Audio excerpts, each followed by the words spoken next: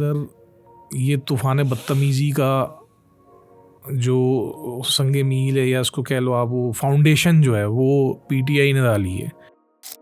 को ह्यूमिलिएट करना, उसकी फैमिलीज़ को बीच में लेकर आना, ये सारा ट्रेंड पीटीआई ने गंदा वाला।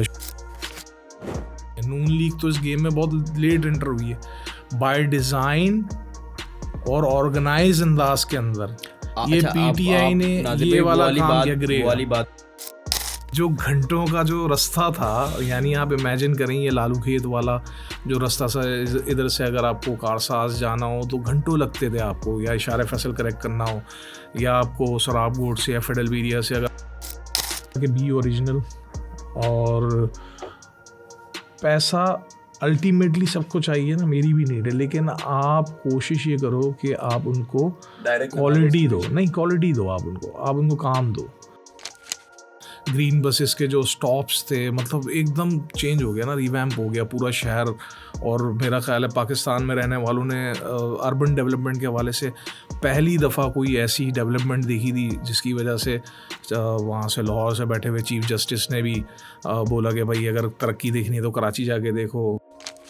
है कि वो इतने ज़्यादा पैसे आपका कस्टमर इसलिए दे रहा है कि वो हैसल फ्री हो जाए। हैसल फ्री क्या हो जाए कि वो उसको उस टाइम फ्रेम का पता हो कि इस टाइम फ्रेम के अंदर मेरे पास ये प्रोडक्ट आ जाएगी। अब क्या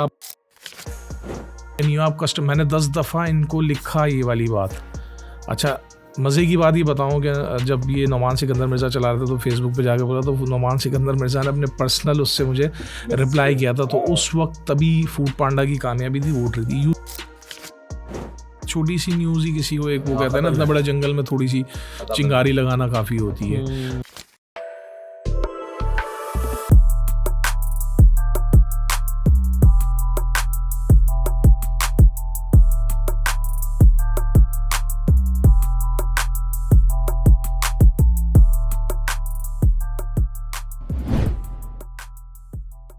अस्सलामुअलैकुम ख़वातीन और हज़रात, welcome back to Encyclomedia hub. This is your host Hamad Iftikhar और मेरे साथ मेरे को होस्ट मौजूद हैं एहसन अजीज़। आप देख रहे हैं एनसाइक्लोमीडिया हब और ये हमारा पॉडकास्ट सेशन है। और by the way thank you so much for supporting. 10,000 subscriber हो चुके हैं ऑन यूट्यूब।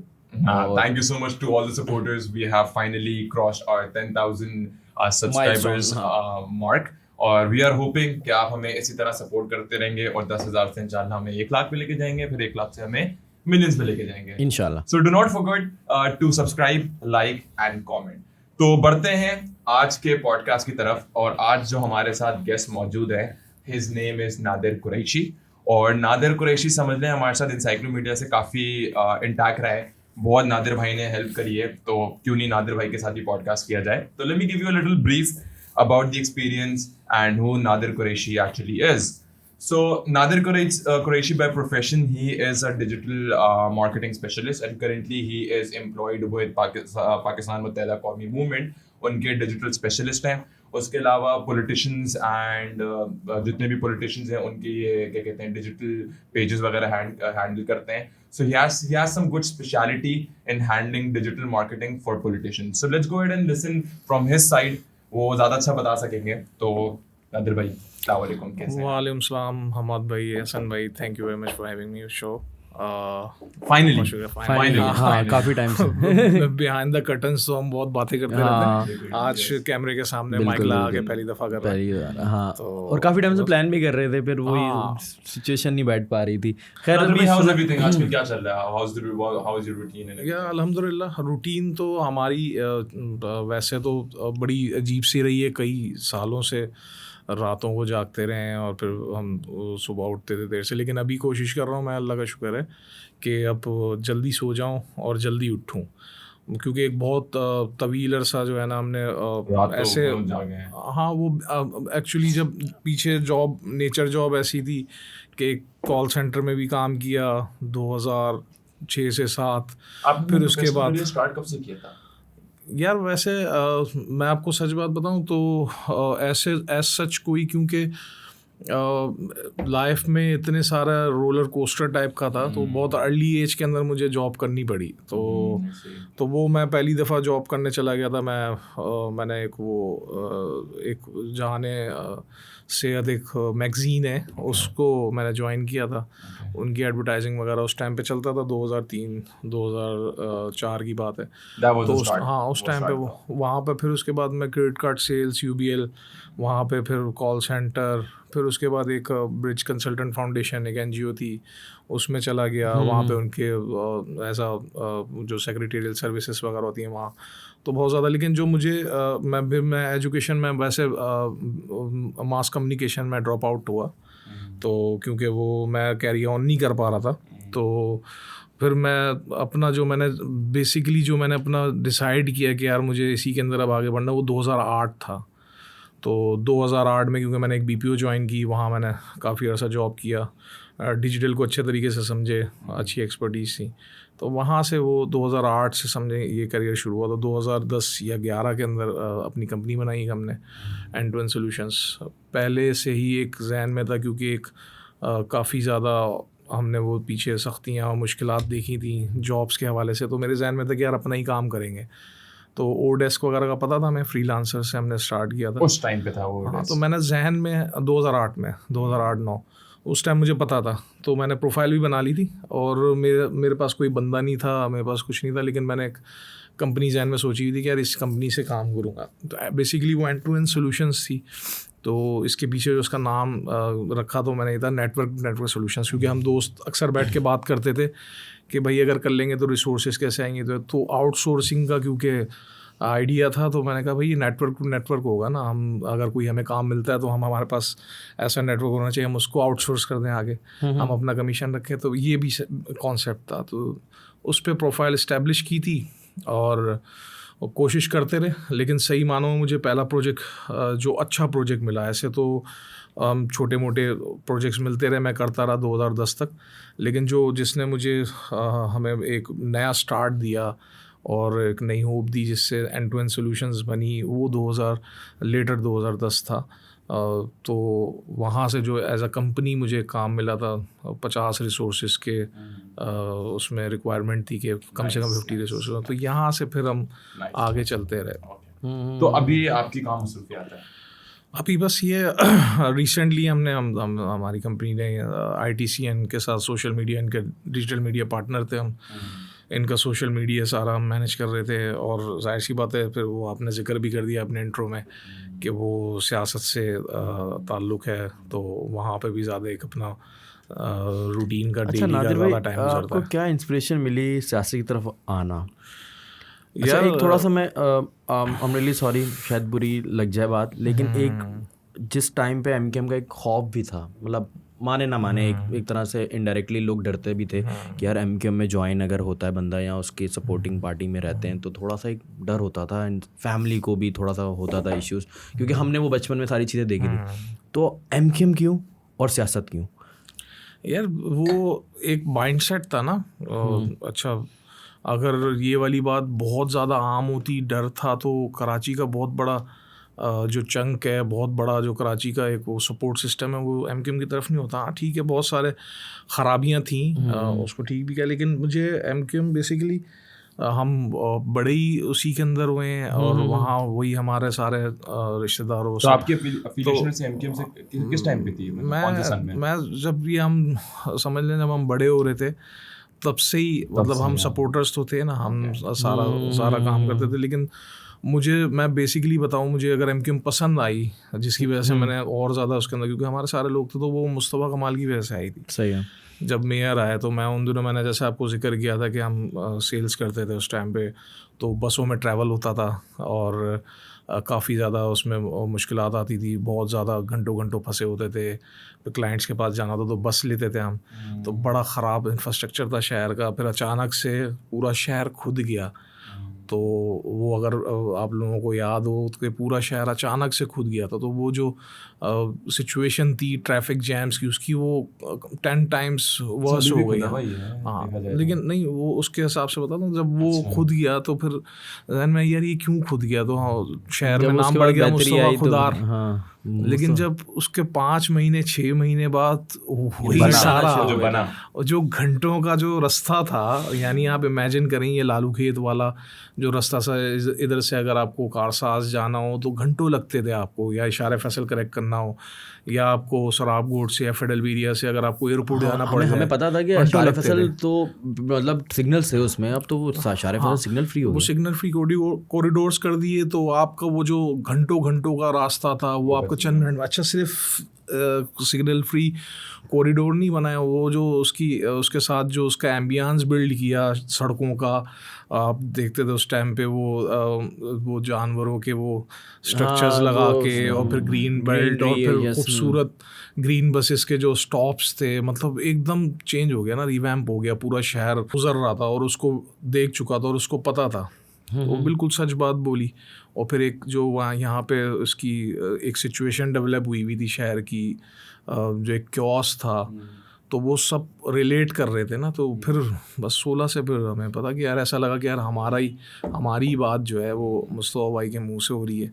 वहाँ से आपका एक नया चैप्टर स्टार्ट हुआ। तो वहाँ से फिर एक्चुअली मैं 16 से भी नहीं, तो 16 से मैं साथ था, लेकिन जो बेसिकली जो बिल्कुल मैंने फ्रंट पे आके, क्योंकि हम अपना काम कर रहे थे, मेरा अपना ऑफिस था, उसमें 50-60 लोग हमारे पास काम कर रहे थे। तो वो आपको पता है, जब आप कोई अपना बिजनेस कर रहे होते तो पॉलिटिक्स से अवॉइड करते हो, ख़ास तौर पे ऐसी कि जहाँ पर कोई ट्रेंड में ना हो। मतलब उस टाइम पे पीटीआई को ज्वाइन करना लोग बहुत कूल समझते थे कि भाई पीटीआई में जा रहे हैं, और तकरीबन हमारे साथ जमात भी बनी हुई थी पीटीआई, हमारे वो पॉपुलर थी। तो साथ के जितने भी लोग थे जो जिनसे हम डील करते थे या जो हमारे साथ काम करते थे, वो भी सारे पीटीआई वाले थे। तो मैं बिल्कुल ही अलहदा, क्योंकि मुझे पता था भाई कराची की प्रॉब्लम्स को, मैं शहर कराची में रहता हूँ, अगर इस प्रॉब्लम को कोई जानता है तो मुस्तफा कमाल से ज़्यादा बेहतर कोई भी नहीं जानता। उन्होंने ये शहर बनाया था, वो हमने देखा है कि वो जब शहर बिल्कुल तबाह था तब उसको रिवैम्प किया, तो हमें यकीन था कि आगे भी इंशाल्लाह इसके अंदर डिलीवर करेंगे। तो 18 का इलेक्शन जब हार गए तो उसके बाद फिर मैं बिल्कुल फ्रंट पे आया और बिल्कुल आगे आके मैंने उसको प्रैक्टिकली सारी चीज़ें, फिर मुझे उन्होंने मुस्तफा भाई ने उस टाइम पे डिजिटल का हेड बनाया, तो वहाँ से हम फिर लेके चले। हाँ, तो क्योंकि एक चीज़ है ना कि हम सिर्फ कीबोर्ड वॉरियर नहीं रहना चाहता था, और एक इनर सेटिस्फेक्शन नहीं थी कि घर में बैठकर ड्राइंग रूम में बैठ के अपने फारिग वक्त के अंदर हम क्रिटिक बने। तो कोई प्रैक्टिकल हम तो कुछ नहीं कर रहे ना, तो हमारी पार्टिसिपेशन क्या थी।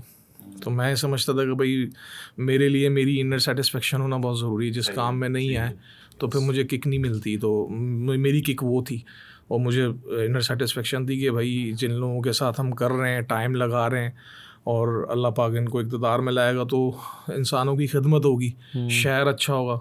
क्योंकि इसी शहर में हमने रहना है, इसी मुल्क में रहना है, हमने कहीं और तो नहीं जाना। तो यहाँ से ये था ये जर्नी थोड़ा सा मैंने। अच्छा, खैर वो फीलिंग क्या थी जब मुझे याद है मैंने आपकी वो वीडियो देखी जब जिना ग्राउंड के अंदर, जिना ग्राउंड नहीं सॉरी मेरे ख्याल से कहाँ पे इलेक्शन किया था BMKM ने, मेरे ख्याल से जिना ग्राउंड में हुआ था जो विक्ट्री जलसा जो हुआ था, ये जिना ग्राउंड में हुआ था। वो बहुत सालों बाद हुआ, बहुत सालों बाद में हुआ था, जिना ग्राउंड में हुआ था। तो वहाँ पे एक वीडियो आती है, मुस्तफा भाई आपको गले लगाते हैं और आपका माथा चूम रहे थे।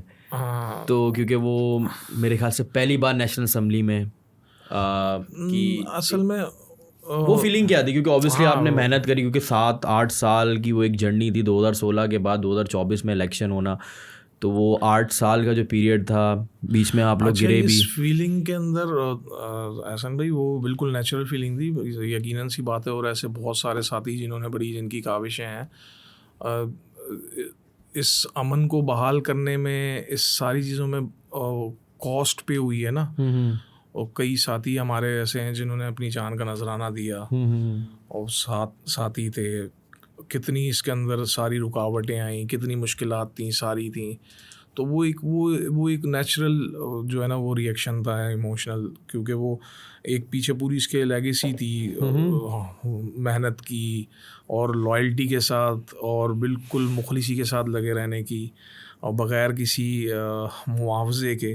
तो वो नेचुरल एक वो थी, तो वो जाहिर सी बात है वो उसकी हाँ तो वो नेचुरल था वो सारा कुछ। अच्छा, पॉलिटिक्स के अलावा आपका जो प्रोफेशन है डिजिटल मार्केटिंग, तो उसके हवाले से बात करते हैं कि क्या अभी चल रहा है आजकल, आप किन चीज़ों से एफिलिएटेड है एंड ऑल दैट। या हमाद भाई, एंड टू एंड सोल्यूशंस को मैं आपको थोड़ा सा इसको मैं एंड टू एंड सोल्यूशंस के बारे में बताऊँ ना, मैं बड़ा इंटरेस्टिंग है क्योंकि एक जहन था शुरू से कि यार करना है तो अपनी कंपनी बनानी है ना, तो वो एक नाम भी सोच रखा था उसके लिए। बड़े हम दोस्त होते थे, अभी काफ़ी दोस्त हैं, उसमें से कुछ अमेरिका चले गए, कुछ यहाँ पे हैं माशाल्लाह, अच्छा काम कर रहे हैं साथ जो काम कर रहे थे वो ग्रो गए। मेरा एक ये जो गैप हुआ ना, क्योंकि जब आप बिज़नेस कर रहे होते हो और अगर आप फ्रीलांस को समझते हो और क्लाइंटेल को आप अगर मैनेज करने की बात करते हो तो आपको पाइपलाइन के अंदर चीज़ें लगा के रखनी होती हैं कि भाई आपको पता है कि ये क्लाइंट अभी आपके पास चल रहा है तो इसने मुझे 2-3 महीने का या 4 महीने का 5 महीने का काम देना है, अनटिल अनलेस आपके पास कोई ऐसा क्लाइंट हो जिसने आपके साथ कॉन्ट्रैक्ट लॉक किया हो कि 2 साल मैं चलूँगा आपके साथ, तो वो उसके लिए आपको मुसलसल उसकी कोशिश करनी होती है, बिज़नेस डेवलपमेंट करनी होती है, ये सारी चीज़ें करनी होती है ना।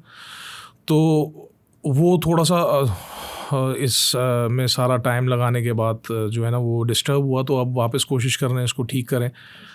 तो इसी में लगे हैं। अभी ITCN हमने रिसेंटली अल्हम्दुलिल्लाह हमने इसका कराची वाला भी किया था, इसमें सोशल मीडिया पार्टनर थे इनके, फिर इनका हमने अभी लाहौर वाला भी किया, तो अब इंशाल्लाह कराची वाला उम्मीद ये भी करेंगे तो उसको एक्सपेंड करेंगे और ज़्यादा।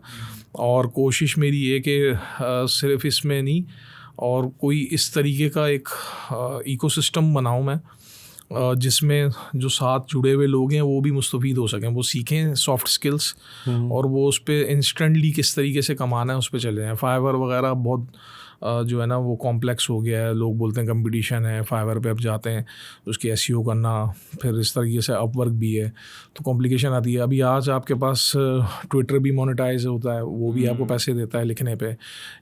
आपके पास आज ChatGPT टाइप का AI है, AGI पाकिस्तान है, में नहीं है तो वो नहीं आपके पास है ना, आपको ब्लॉग्स लिखने पे तो कोई नहीं रोक सकता ना, आप अपना वेबसाइट बनाओ, आप उसके ऊपर अगर अच्छा लिख सकते हो, आप उसको और इन्हेंस करो अपने राइटिंग स्किल्स को यूजिंग AGI कोई ChatGPT टाइप का, तो वो उसको आप ब्लॉग्स लिखो, आप उसके ज़रिए से पैसे कमा सकते हो। फिर आप फेसबुक के ऊपर आप अपनी निजी साइट करो, तो कोई ना कोई स्किल्स होंगे तो आप बेच सकोगे ना, आपके पास बेचने के लिए तो बहुत सारी जगहें हैं। तो कोशिश ये करेंगे कि इंशाल्लाह ये कोई अब इसका इकोसिस्टम बनाए। 1-2 चीज़ें हैं अभी बट लेकिन अर्ली हो जाएगा कि अभी मैं आप यहाँ पे एक्सपोज करूँ। अच्छा, अभी करंटली ITCN जो लाहौर में होता है कैसे एक्सपीरियंस था, क्योंकि ITCN कराची में तो हम आपके साथ ही थे। जी तो how was the experience with ITCN Lahore? Lahore वाला अच्छा हुआ, अनएक्सपेक्टेडली वो हाउसफुल था, अगर आपने कोई देखा हो भी तो बड़ा अच्छा था। और बड़ी उसके अंदर ये है कि लाहौर के अंदर भी अब उसी तरीके से कंपनीज आ गई हैं, स्टार्टअप्स बिल्डअप हो रहे हैं जिस तरीके से कराची के अंदर आप देखते थे, तो बड़ा अच्छा था। इस दफ़ा हाउसफुल था।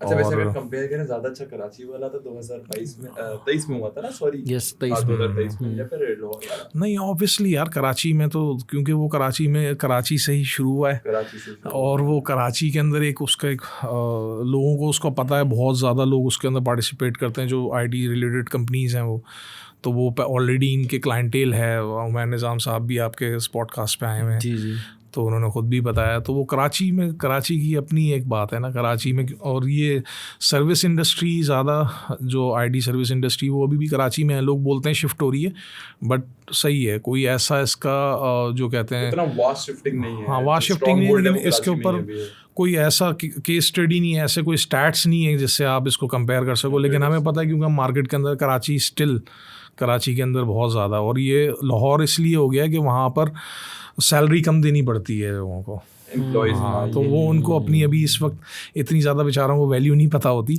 तो वो कम सैलरी के अंदर भी काम कर लेते। कराची में जो यहाँ का जो यहाँ पे कैंडिडेट आता है जॉब के लिए, तो वो उसको अपनी वर्थ पता होती है। तो कराची की मार्केट जो है वो बहुत एक्सपीरियंस भी है और कराची अभी भी स्टिल लीड करती है मेरे ख्याल में। तो अच्छा, फ्यूचर प्लानिंग क्या है ITC इन एशिया की मज़ीद?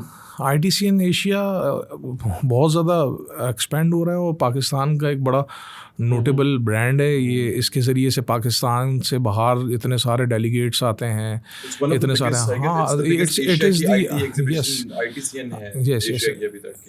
इट इज़ और ये बाहर आपका एक बहुत अच्छा इमेज बिल्ड करता है ना जब वो स्टार्टअप्स के स्टॉल्स लगे हुए देखते हैं। आई गेस अभी NIDB ने भी कुछ स्टार्टअप्स को लगाया था यहाँ पे, जो इंक्यूबेशन NIC है, नेशनल इंक्यूबेशन सेंटर है, वो भी स्टार्टअप्स को कर रहे हैं। उन्होंने भी कोई वो नेशनल इंक्यूबेशन सेंटर है जो, हाँ, तो वो डिफरेंट स्टार्टअप्स हैं क्योंकि इंक्यूबेशन सेंटर्स भी ना डिफरेंट उसमें काम कर रहे हैं, मेडिकल में अलग कर रहे हैं, एरोस्पेस में अलग कर रहे हैं। तो वो स्टार्टअप्स को भी इनकरेज कर रहे हैं कि वो आप अपनी एग्जीबिशन, तो बाहर से जो डेलीगेशन आते हैं तो वो देख के सरप्राइज हो रहे हैं ना, पाकिस्तान का एक अच्छा इमेज जा रहा है, वो देख के सरप्राइज हो रहे हैं कि पाकिस्तान के अंदर इस लेवल के स्टार्टअप्स आ रहे हैं। जैसे बाइकी आपके सामने है, ये NIC कराची की इंक्यूबेटेड करती प्रोडक्ट है, बाइकिया NED में जो बना हुआ है। बाइकिया अभी तक सबसे बेस्ट स्टार्टअप है जो अभी तक चल रहा है, वरना हमारे पाकिस्तान में वो भी आया था, एयरलिफ्ट था, वो थोड़ा एयरलिफ्ट के ऊपर कोई केस स्टडी की हुई किसी का, मैं पॉडकास्ट देख रहा था, मेरे जहन में नहीं आ रहा, उसने बहुत अच्छा उसके अंदर एक्सप्लेन किया हुआ था, उसी से उनके जो फाउंडर्स थे उससे उन्होंने बात किया था। देखी थी वो जो फेक नंबर्स इंप्लीमेंट कर रहे थे जस्ट फॉर द सेक के वो मार्केट में थोड़े टाइम तक सस्टेन हो जाए, फिर वो नंबर्स वो कर देंगे, मगर वो स्ट्रैटेजी चली नहीं थी ऐसे ही। तो वो उसकी वजह से वो कोई उसकी कोर वजह होगी, वरना एयरलिफ्ट बहुत अच्छा जा रहा था मेरे ख्याल से। तो और मैं उस टाइम पे ये फूड पांडा से ज़्यादा लोग मेरा ख्याल है एयरलिफ्ट की तरफ शिफ्ट हो रहे थे। फूड पांडा अभी भी it's in a startup phase पे है, अभी भी वो अभी भी नहीं, लेकिन फूड पांडा ने जिस टाइम पे मार्केट को कैप्चर किया था उस टाइम पे अच्छे टाइम पे वो आ गया। नहीं, अगर आप उनके फाइनेंसेस देखो ना, वो अभी भी there not even break even पे नहीं है, लॉस में। प्रॉफिट एंड लॉस सही है, ये उनके नंबर्स होंगे, फाइनेंशियल रिपोर्ट्स होंगी। लेकिन मैं एक चीज़ आपको अमाद भाई बताऊँ, आप अगर एंटरप्रेन्योर है तो उसका सबसे बेसिक ये होता है कि आप कस्टमर एक्सपीरियंस को अच्छा करो। ठीक है, अब ये नुमान सिकंदर मिर्ज़ा इसको पहले चलाते थे, फिर ये एयरवाई को मेरा ख्याल सलमान इकबाल साहब ने टेक ओवर किया है। अभी जो आप फूड पांडा यूज़ करते हो, अभी अगर आप कर रहे हो, तो मैंने इसको बहुत टाइम तक यूज़ किया है ना, क्योंकि हम ऑफिस में होते थे तो चल रहा होता जाने के लिए हम सारा इस पर ऑर्डर करते थे। नहीं, इसका यूज़र एक्सपीरियंस देखें ना, बहुत वर्स्ट हो गया। एक तो इन्होंने लाइव चैट नहीं रखी है, ठीक है, एक बंदा कोई भाई इसलिए हैसल फ्री होने के लिए क्यों है, पैसा क्यों दे रहा है आपको, वो प्लेटफॉर्म फ़ी दे रहा है, आपको डिलीवरी चार्ज दे रहा है, और आप जो प्रोडक्ट ले रहे हो ना उसके ऊपर भी 30% ज़्यादा दे रहा है ना आप क्योंकि वो 30% ज़्यादा लगा के आप और वो देते हो। वेंडर से भी 30% ले रहा है, तो वेंडर कहता है कि जब मैं उसको नहीं, वही 30% वेंडर ज़्यादा लगा रहा है ना, तो आप एक्चुअली ज़्यादा दे रहे हो उस प्रोडक्ट के पैसे। अब 100 रुपए की कोई चीज़ है, उसमें 30% फूड पांडा ले रहा है, तो वेंडर वो 130 रुपए की रख रहा है ऑलरेडी। तो मेरा पॉइंट ये है कि वो इतने ज़्यादा पैसे आपका कस्टमर इसलिए दे रहा है कि वो हैसल फ्री हो जाए। हैसल फ्री क्या हो जाए कि वो उसको उस टाइम फ्रेम का पता हो कि इस टाइम फ्रेम के अंदर मेरे पास ये प्रोडक्ट आ जाएगी। अब क्या पता उसके पास मेहमान बैठे हों, वो किसी मीटिंग में हो, कोई भी सिचुएशन हो सकती है ना। अब बहुत दफ़ा ऐसा होता है कि भाई ये इन्होंने आदत बना ली है कि वहाँ पर वो आपको अटेंड नहीं करते। अब आप करो लाइव चैट पे तो आपको टाइम बता रहा होगा, और वो आपको जो है ना वो बॉट्स के ज़रिए से आपको रिप्लाई कर रहा होगा। आप लाइव चैट पे नहीं हो, आप मैंने 10 दफ़ा इनको लिखा ये वाली बात। अच्छा, मज़े की बात ये बताऊँ कि जब ये नुमान सिकंदर मिर्ज़ा चला रहे थे तो फेसबुक पे जाके बोला, तो नुमान सिकंदर मिर्ज़ा ने अपने पर्सनल उससे मुझे रिप्लाई किया था। तो उस वक्त तभी फूड पांडा की कामयाबी थी, वोट रही थी, यूज़र एक्सपीरियंस को अच्छा बना। उस टाइम पे मैं भी वहाँ पे फूड पांडा में जॉब कर रहा था, और हम लोगों ने कराची में स्पेशली रिकॉर्ड बनाया था कि 8 मिनट हमने डिलीवरी टाइमिंग कर दी थी कि 8 मिनट में ऑर्डर डिलीवर हो रहा था। तो हमने इस तरह किया था, वो मुझे भी याद है, वो हम लोगों ने सेलिब्रेट भी किया था कि हम इतना नीचे लेकर आ गए थे कि with in 8 minute order deliver हो रहा था। इवन DHA और कुछ ऐसे इलाकों में भी 12-13 मिनट तक चला गया था टाइम रेशियो, और ये कंसिस्टेंट रहा है 1 हफ्ता। तो उस टाइम हमने सेलिब्रेशन भी करी थी, तो बड़ा अच्छा चल रहा था उस टाइम एनवायरनमेंट। वो तो करना पड़ता है ना, ऑब्वियसली व्हेन यू आर उस जिस तरह आप बात कर रहे थे कि अगर आप मैसेज करो if your order is delayed, तो इट्स एन एक्चुअल एम्प्लॉय जो आपसे बात कर रहा होता था। अब तो बॉट्स वगैरह हैं, अब तो bots ऑब्वियसली कॉस्ट कटिंग की तरफ गए, उससे फिर यूजर एक्सपीरियंस खराब नहीं, हुआ, कस्टमर इसमें, एक्विजिशन। उस टाइम पे टीम ना ऑफिस में ही बैठती थी, अब इन्होंने आउटसोर्स कर दिया मेरा IBX से। लास्ट, अब मैं बताता हूँ, विद इन मेरे फूड पांडा के जो लास्ट 5 टाइम एक्सपीरियंस है, उनमें से मैं बोलूंगा 2 या 3 दफा मेरे एक्सपीरियंस गंदे रहे, 5 दफा में से या 1-2 दफा सही रहेगा। बिल्कुल जो लास्ट एक्सपीरियंस था फूड पांडा का वो वर्स्ट था। नाश्ते के लिए बैठा हूँ, ऑर्डर किया हुआ आधे घंटे में आ जाएगा, 1 घंटे 15 मिनट और ऑर्डर नहीं आया और कैंसिल हो गया। हट के 4 हो गई मेरी। मैंने कहा मैं शायद बहुत कम यूज करूं, क्योंकि फूड पांडा में बता रहा हूं ना 5 ऑर्डर्स में से I was unsatisfied for 3 times. ये अच्छा, हमें तो पर्सनली तौर पे तो मैंने बहुत दफ़ा इनको सजेशन दी, क्योंकि क्या आप इसको इम्प्रोवाइज़ करें। उनके पास वो एक ही होता है, बहुत ज़्यादा होता है, 150 का वो सॉरी वाउचर भेज देते हैं 100 रुपये का। नहीं चाहिए 100 रुपये, 150 रुपये नहीं चाहिए, अगले का टाइम कीमती होता है आपके पास। अगर आप पैसे इसलिए कमा रहे हो कि आपने सोल्यूशन दिया है लोगों की प्रॉब्लम का। It is what entrepreneurship about mostly तो लेकिन अगर उसको वो प्रॉब्लम पैसे देके भी सॉल्व नहीं हो रही, तो वो कस्टमर वहाँ से हटेगा। जो फूड पांडा का बेसिक आइडिया था ना, दैट आइडिया, जो बिजनेस का आइडिया जनरेशन थी, दैट वाज भाई हैसल फ्री है, एक जगह आओ, you get everything, you don't have to worry. वो आइडिया से हट गया है अपने। कोई भी स्टार्टअप जो है वो इसी बेस के ऊपर बना जाता है। वो पहले रेक्टिफाई करते हैं कि सोसाइटी के अंदर क्या मसला है, हम इसके मसले के सोल्यूशन दे दें, और सोल्यूशन को देने के अगेंस्ट हम इससे पैसे कमा लें। ठीक है, यही है ना। तो अभी जब आप लोगों को जब इस हैजल में डालोगे, तो ये फिर जब आप यूज़र एक्सपीरियंस ख़राब करोगे, आप कस्टमर मैनेजमेंट ठीक नहीं करोगे, कुछ नहीं है। अगर कोई बंदा हो पीछे जो उससे बात कर ले और उसको एग्जैक्टली बता दे। अब मेरे जैसा आदमी, मुझे पता है कि ये बॉट्स मुझे ऑटो रिप्लाई दे रहा है, तो मैं सेटिस्फाई नहीं होऊंगा ना। मेरे पास इमरजेंसी नहीं है तो भाई मैं उसको कैंसिल कर दूंगा, मैं खुद चले जाऊंगा बाज़ दफ़ा ऐसा। तो ये बिज़नेस स्ट्रेटजी के अंदर मैं समझता हूँ सबसे बड़ा फ्लॉ ये है कि वो कस्टमर एक्सपीरियंस को अच्छा नहीं बनाते। उसकी वजह से बहुत ज़्यादा मार खाते हैं। आई गेस कि इनको इसके ऊपर वर्क करना चाहिए। उसके आपकी कंप्लेन भी आ गई, इनकी भी हो, मेरा ख्याल है कमेंट्स में और लोग भी बताएंगे। और यही मेरा ख्याल है। अच्छा, एयरलिफ्ट में ये वाली चीज़ नहीं थी। एयरलिफ्ट के अंदर एयरलिफ्ट का यूज़र एक्सपीरियंस अच्छा था, but I don't know what क्या हुआ उनके साथ कि वो उनको यहाँ से बंद करना पड़ गया अपना सारा और बहुत शॉर्ट टाइम के लिए वो आए और एकदम ही गायब हो गए था। इवन वी डोंट हैव करीम भी नहीं है।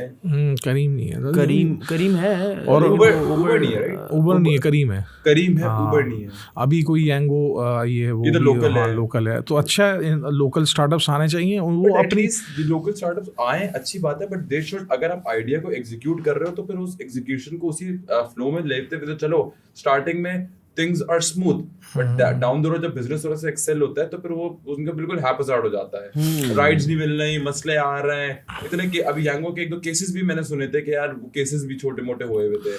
ये सारी चीजों को अगर आप काउंटर फिट करो। अच्छा, बाय द वे इन सब में इनड्राइव ने अच्छा पेस पकड़ा है। इनड्राइव, जबकि इनड्राइव इंटरनेशनल है, मैं तकरीबन इनड्राइव ने बहुत अच्छा अपने आप को, इंटरनेशनल है, it's not local brand. InDrive ने अपने आप को बहुत अच्छा, मतलब मैं समझ रहा हूं जो आइडिएशन भी था ना वो जबरदस्त। शुरू में अच्छा नहीं चल रहा था, उसकी बड़ी कंप्लेन थी, बदतमीजी होती थी उनकी तरफ से, ड्राइवर्स की तरफ से, क्योंकि वो एक नेगोशिएशन वाला सिस्टम रखा हुआ है, ऐसा कोई सिस्टम नहीं है। अच्छा, लोगों को मज़ा भी आता है, मतलब ऑनेस्टली स्पीकिंग, मतलब मैं खुद इनड्राइव यूज़ कर रहा था, वो 5-5 रुपए जो 5 रुपीज़ बढ़ाना, ये करना, तो मुझे नेगोशिएशन इनड्राइव में ना, तो वो जो सिस्टम है ना, वो सिस्टम इतना मतलब मज़ेदार है ना कि लोग इनड्राइव को ही चूज़ करते हैं यार। हाँ, बाइकिया पे भी वही है ना यार, मैं Bykea, it's like a game. अब फॉर इंस्टेंस अगर कभी बाइकिया करनी होती है, बाइकिया करिए, लेट्स सपोज 150 आ रहा है, 150 ऑटोमेटिकली लिखा हुआ आ रहा है भाई 160 में ये तेरे पास 2 मिनट में 10 मिनट में आ जाएगा, 170 में तेरे पास 4 मिनट में आ जाएगा, मैं 180 मारता हूँ, कौन है 180 मुझे 2 मिनट में आएगा,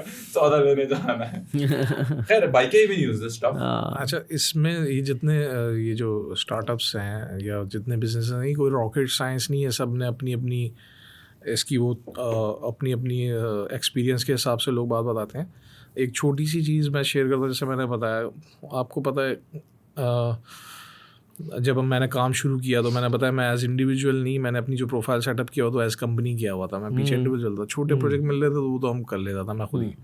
लेकिन जो मुझे बड़ा चांस मिला था वो ये था कि प्रोजेक्ट आता है और उसके वो 50 रिसोर्सेज हायर करनी थी उसको, और वो एक्चुअली में ऑडियंस बिल्डिंग का था, ईमेल मार्केटिंग भी आप समझ लो उसके अंदर इंक्लूड थी, डेटा बिल्ड भी उसके अंदर इंक्लूड था। तो उसके पीछे 50 रिसोर्सेज लगनी थी। उसने मुझसे पूछा तो मैंने कहा हाँ है, और मैं अकेला था। थी आपके पास उसने रिसोर्सेज? नहीं, कुछ भी नहीं था ना, मैं अकेला था। लेकिन मैंने वो चैलेंज एक्सेप्ट किया और उनसे डील बनाई। कोई इसके अंदर वो हमें इसमें अपफ्रंट वगैरह कुछ भी नहीं था। तो मैं एग्री कर गया सब चीज़ों में, मेरे लिए अपॉर्चुनिटी थी। यूएस का क्लाइंट था। तो फोर्टनाइटली मैंने उनसे कहा कि मैं पहला पैच आपको फोर्टनाइटली 15 दिन बाद मैं आपको सबमिट कराऊंगा, फिर उसके बाद अगला कराऊंगा। तो वो मुझे उम्मीद थी और ये डिस्कशन का पार्ट भी था कि वो कुछ पेमेंट दे देता मुझे। तो मैंने जल्दी बहरहाल, मैं cut the long story short, मैंने जल्दी हायरिंग की, रिसोर्स को बिल्डअप किया।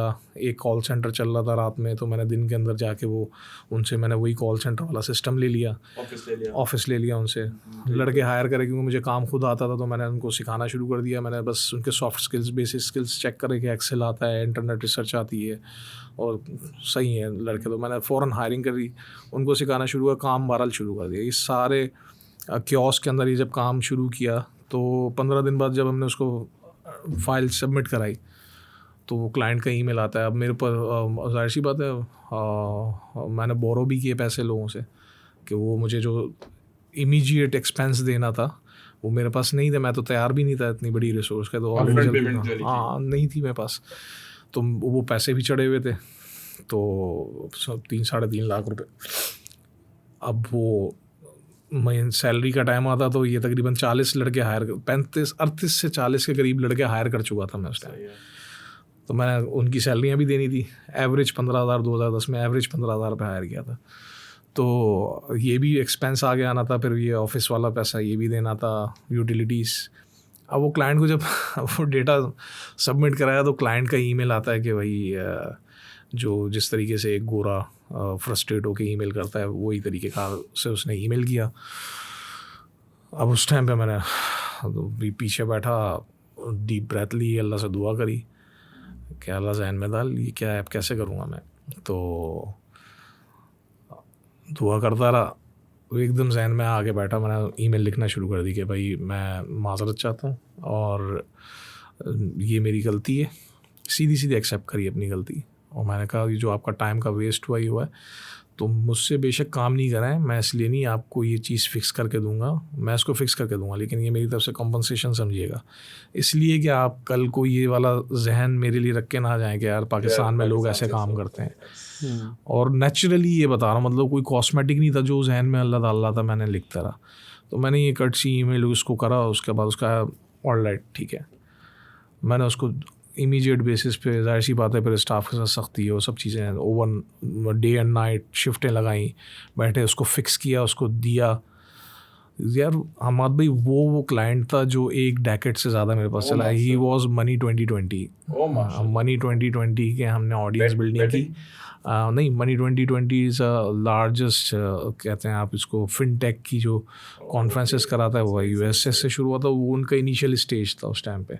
तो वो हमारे साथ 1 दहाई चले 2020 में कोविड के बाद, क्योंकि सारा स्पेक्ट्रम चेंज हो गया सारा बिज़नेस का और सारा उसका। तो वो वहाँ से सारी चीज़ें स्टक हुई, ख़राब हुई 10 साल। वो क्लाइंट जो आपको इंस्टेंटली रिजेक्टेड था, सिर्फ किस बुनियाद पे कि आपने अपनी गलती एक्सेप्ट कर ली, आपने उसको फिक्स करके दिया, आपने ग्रीडी नहीं, पैसे के लिए ग्रीडी नहीं हुआ। मैं काम के लिए ग्रीडी था, पैसे के लिए ग्रीडी नहीं हुआ कि यार पैसा दे दो। तो वो क्लाइंट, तो ये सर्विस असल चीज़ ना। नहीं, सर्विस तो मेरी ख़राब हो गई थी।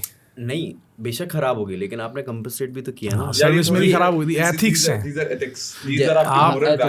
अगले बंदे ने ये देखा कि वो मुझे क्या वैल्यू दे रहा है, वैल्यू क्या मिल रही है। तो जब, और ये एक नहीं, फिर इस क्लाइंट की वजह से मैंने I2I इवेंट्स के साथ काम किया, यूके की बहुत बड़ी एसेंशियल्स के साथ वो हो गई अब मर्ज, या उन्होंने एक्वायर कर लिया अब। फिर इसके बाद मैंने शॉप टॉक किया, ये सारा इवेंट इंडस्ट्री है। मेरा ख्याल है मैं किसी कैमरे में बैठ के पहली दफ़ा बता रहा हूँ, जो काम करते हैं साथ उनको पता है। HLTH किया, हेल्थ केयर के अंदर वो सबसे बड़ी कॉन्फ्रेंसेस कराते हैं, उसके अंदर मिलियंस ऑफ डॉलर के जो है ना फंड्स रेज हो जाते हैं स्टार्टअप्स वगैरह के लिए, सारे हेल्थ केयर के अंदर जो काम कर रहे हैं। तो ये इसी से लाइन बनी। अच्छा, एक फंडामेंटल रहा कि बी ओरिजिनल, और पैसा अल्टीमेटली सबको चाहिए ना, मेरी भी नीड है, लेकिन आप कोशिश ये करो कि आप उनको क्वालिटी दो, नहीं क्वालिटी दो, आप उनको काम दो, आप उनको काम अच्छा दो, पैसा वो खुद देगा। जो अच्छा क्लाइंट है वो पैसा आपको खुद देगा। हम सिर्फ शॉर्ट टर्म में सोच के बोलते हैं यार इससे किस तरह पैसे निकाल रहे, यू नेवर नो। जब आप इसकी फ्रीलांस की दुनिया में होते हो तो यू नेवर नो कि जो क्लाइंट आपको आज $5 का काम दे रहा है, कल वो आपको $5,000 का काम दे। एक क्लाइंट की प्रोफाइल गुजरी, क्योंकि मैं बहुत पुराना हूँ वहाँ पे इलांस पे, टॉप रेटेड प्रोफाइल रही है हमारी कैटेगरी के अंदर जब हम काम करते रहे, जब तक 2016 तक मर्ज नहीं हुआ। तो वो एक क्लाइंट की प्रोफाइल देखता हूँ मैं कि वो एक टाइम पे 20 से जब हम इलांस पे आए तो उस पर मिनिमम रेट हो गया था बिट का फिक्स प्राइस का $50। उससे पहले $200 भी रहा है जब हम ओडेस्क पे थे हम, लेकिन फिर एक टाइम आया कि वो $10 के अंदर भी आप करा सकते।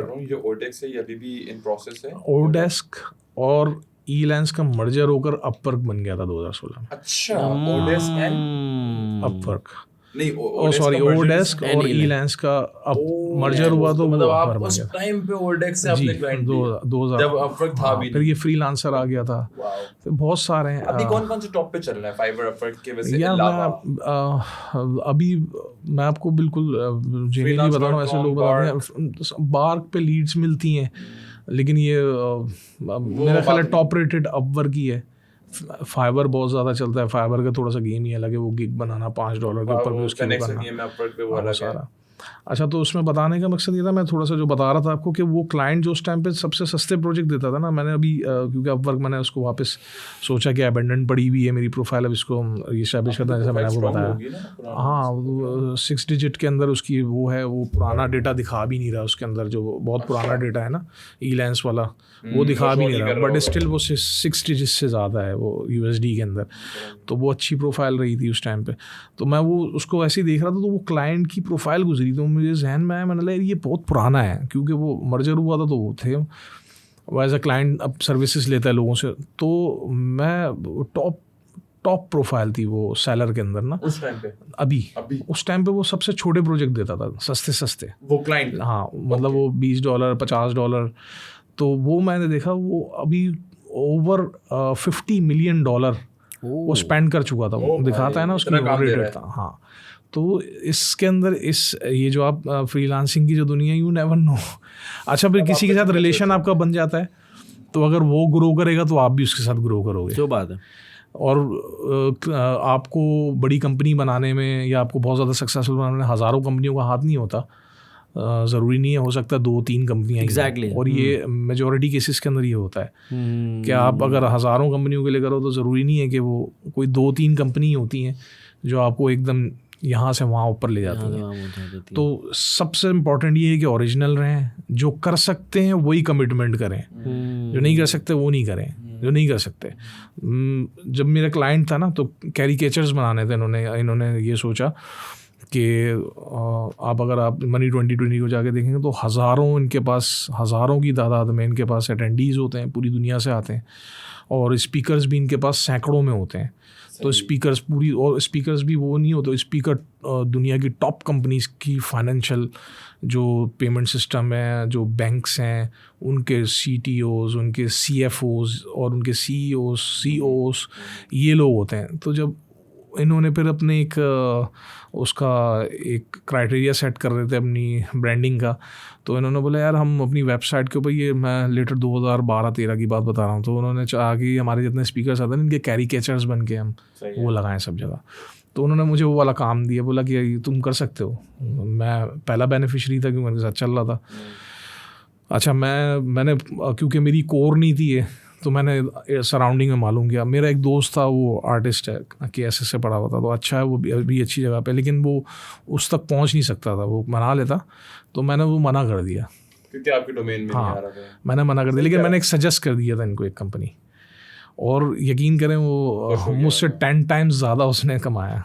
उस कंपनी ने? हाँ, 10 टाइम्स ज़्यादा कमाया। उसकी वजह है कि यहाँ पे देखें ना, लेकिन मैं इंसान कर नहीं सकता था, मैं पहुंच नहीं खराब करते थोड़े मेरा लालच कोर में। भी नहीं था। देखें अमाद भाई, मैंने जब वो आपको जो पहले वाली बात बताई, वो काम मुझे खुद आता था तो करा। तो मैं एज कंपनी उसके पीछे बैठा हुआ इंडिविजुअल, मैं बार बार पिच कर रहा था लोगों को कि मुझे काम दे, मुझे मिला तो मैंने एक्सेप्ट करा, क्योंकि मुझे पता था कि मैं मेरा फंसूंगा core नहीं। है ना मुझे यार, हाँ मेरा कोर है, मैं किसी के ऊपर डिपेंडेंट नहीं होऊंगा, ये मैं खुद कर लूँगा। जो गलती हुई तो उसको भी रेक्टिफाई फ़ौरन कर लिया, उसको सॉर्ट आउट भी कर लिया। लेकिन अगर वो मुझे नहीं आता होता तो फिर ये वाली शायद लेगेसी नहीं बनती, तो इसलिए मना कर दिया। तो ये छोटी छोटी सी सादा सी बातें हैं जिसका ये आज के जो हमारे लोग हैं वो जाते हैं। अच्छा, उस टाइम पे मैं आपको मज़े की बात बताऊं कि एक हमने एक फ्रीलांसर एसोसिएशन का, हमने कुछ लोग थे जो कनेक्टेड हुए, लाहौर के थे, कोई फैसलाबाद के थे, होते हमने वो एक एसोसिएशन बनाते हैं ना। इसकी एसोसिएशन इसलिए बनाते हैं कि एडवोकेट करें लोगों को कि रेट ना गिराओ। रेट इसलिए नहीं गिराओ कि अगर तुम इंडिविजुअल बैठो, तुमने सिर्फ बिड्स लगाई हैं तो वो उसको ये सेंस दे रही हैं, सामने वाले जो हायरिंग मैनेजर है उसको ये दे रही हैं सेंस कि यार ये शायद ये पाकिस्तानी इतने में काम करते हैं, जबकि वो काम इतने में हो नहीं सकता जीनियन में करें। तो इसकी वजह से बड़ी मार्केट ख़राब हुई थी। तो यार उन्होंने पैसे गिरा दिए ना। मैंने आपको बताऊँ $200 $250 मिनिमम बिड लगती थी आप इलेंस पे जब वो स्टार्ट हुआ। आप अभी भी जाके देखो, कहीं ना कहीं उसकी हिस्ट्री में आ रहा होगा ये वाली चीज़। फिर वो करते करते हमने जब फुल फ्लैज लिया तो 50 पे आया वो, तो फिर 20, फिर उसके बाद तो कोई वो रहा ही नहीं ना। तो ये मिनिमम। अच्छा, जिन कंपनीज़ में जिस बीपीओ में मैं काम करा तो मुझे तो अंदाज़ा था कि यार ये भी इस पे कर रहे हैं, प्लेटफॉर्म से वहाँ से बड़ा बिजनेस वहाँ से ले रहे हैं। अच्छी कंपनी थी वो। तो वो उन लोगों ने उस टाइम पे बड़े मज़े किए यार। मार्केट में इतना कंपटीशन नहीं था, मिनिमम बिड की प्राइस ही इतनी होती थी, तो बहुत काम लिया उन्होंने। और मार्केट में कंपटीशन भी यार वो बहुत। टाइम बहुत अच्छा था ना भाई काम करने का। हाँ, उस टाइम मार्केट इतनी वो थी छोटी भी ना, मार्केट थी, छोटे लोग थे, कंपटीशन इतना नहीं था। Now it's a huge. छोटी मार्केट में मुनाफा ज़्यादा हो जाता है। सारी चीज़ें जो है ना बहुत तेज़ी के साथ चेंज हो रही हैं। हमें अपने आप को वक्त के साथ साथ अपडेट करना बहुत ज़्यादा ज़रूरी है। जो नॉर्म्स चल रहे हैं मार्केट के अंदर उसको अपनाना, और जो टेक्निक्स अब यूज़ हो रही हैं उसके अंदर अगर हम अप टू डेट रखेंगे अपने आप को तो रेलेवेंट रहेंगे, काम मिलेगा। अदरवाइज़ ऑब्सलीटो पे ये आपके पास AI जो है ये जिस तरीके से चीज़ों को आसान करती जा रही है, तो दूसरी तरफ की अपॉर्चुनिटीज़ बढ़ रही हैं, लेकिन बहुत सारे लोगों के काम जा रहे हैं। AI is dangerous। AGI is good. हाँ, लेकिन फिर अब हमें अपने आप को, अपने बच्चों को जो माँ बाप भेज रहे हैं, अब वो किसी डिग्रियों की तरफ नहीं लेके जाए ना यार। आज़ाद चाय वाला ये वो बोलते हैं, पागल तो नहीं है ना यार। सही बात, स्टडी बनाई है ना, क्यों कोई बंदा आगे अपने इतने फॉलोअर रख के ये बात करेगा। केस स्टडी है, रियान अल्लाह वाला है, आप उसके जाके देखो। मैट्रिक इंटर तक आप बच्चों को करवा नहीं।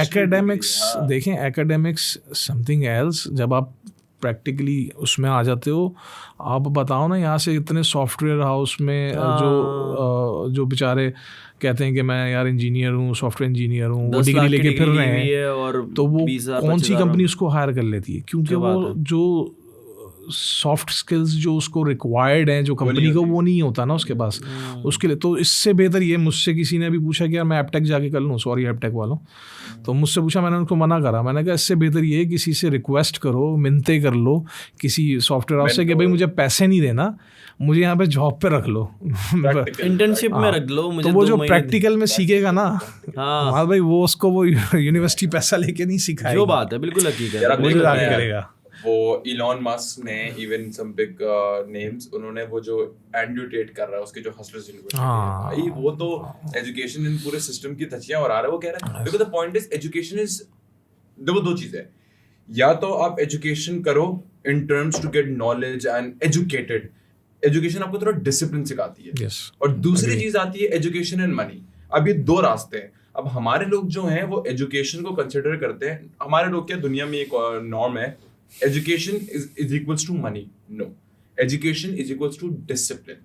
मनी जो है वो अलग है, वो स्किल है, वो आपको डिग्री लेके नहीं आएगा भाई। अगर आप डिग्री लेते हो, आप डिग्री लो, आप एक नहीं आप 10 लोग, मगर डिग्री में क्या है, एक डिसिप्लिन है, वो आपको मिलेगा। When it comes to the money, your piece of paper, your degree, your 7 years or 6 years that you have given in university, it's crap. पैसा लेना है तो भाई हसलर्स यूनिवर्सिटी जाओ, ये जो ये एंड्रयू टेट वाला। बिल्कुल एग्री। और अब आप ये वाला टाइम देखें ना, एक तो हमारा जो तालीमी निसाब है, अगर इसको कभी उठा के एक दफ़ा देख तो लें, तो बहरहाल मैं डिस्करेज नहीं कर रहा, एकेडमिक्स ज़रूरी है लेकिन स्किल्स सिखाएं अपने लोग, अपने बच्चों को, अपने जानने वालों को बोलें कि भाई वो स्किल्स सीखें। अब AI की तरफ चले हैं ना भाई, AI डेवलपमेंट की तरफ चले हैं हम, लोग जा रहे हैं, शिफ्ट हो रहे हैं भाई।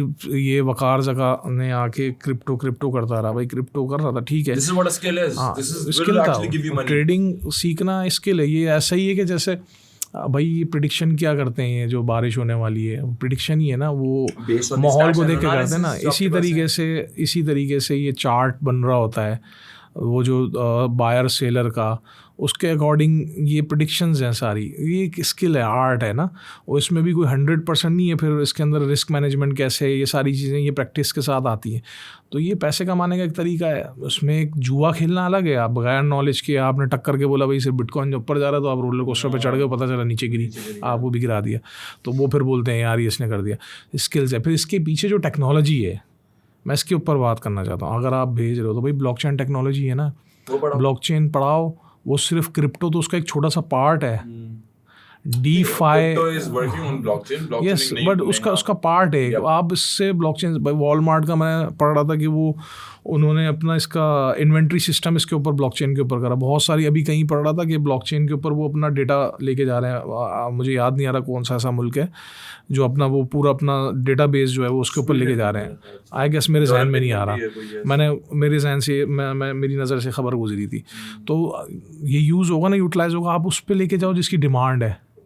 अब पाकिस्तान में बहुत सा एक टाइम गुजरा जब ये टेलीनॉर वगैरह ये 2-4 कंपनियां आ रही थी, तो यहाँ पर धड़ाधड़ लोगों को एडमिशन करा दिया कि भाई टेलीकॉम इंजीनियर बन जाओ। वो बेचारे बाद में, एक तो ऐसा है कि वो ख़ुदकुशी करने को तैयार हो गया था, हमारा दोस्त था, उसने टेलीकॉम इंजीनियरिंग कर ली थी, कोई जॉब नहीं मिल रही थी, फिर उसको हम फ्रीलांसिंग में इधर ही लेकर आए थे।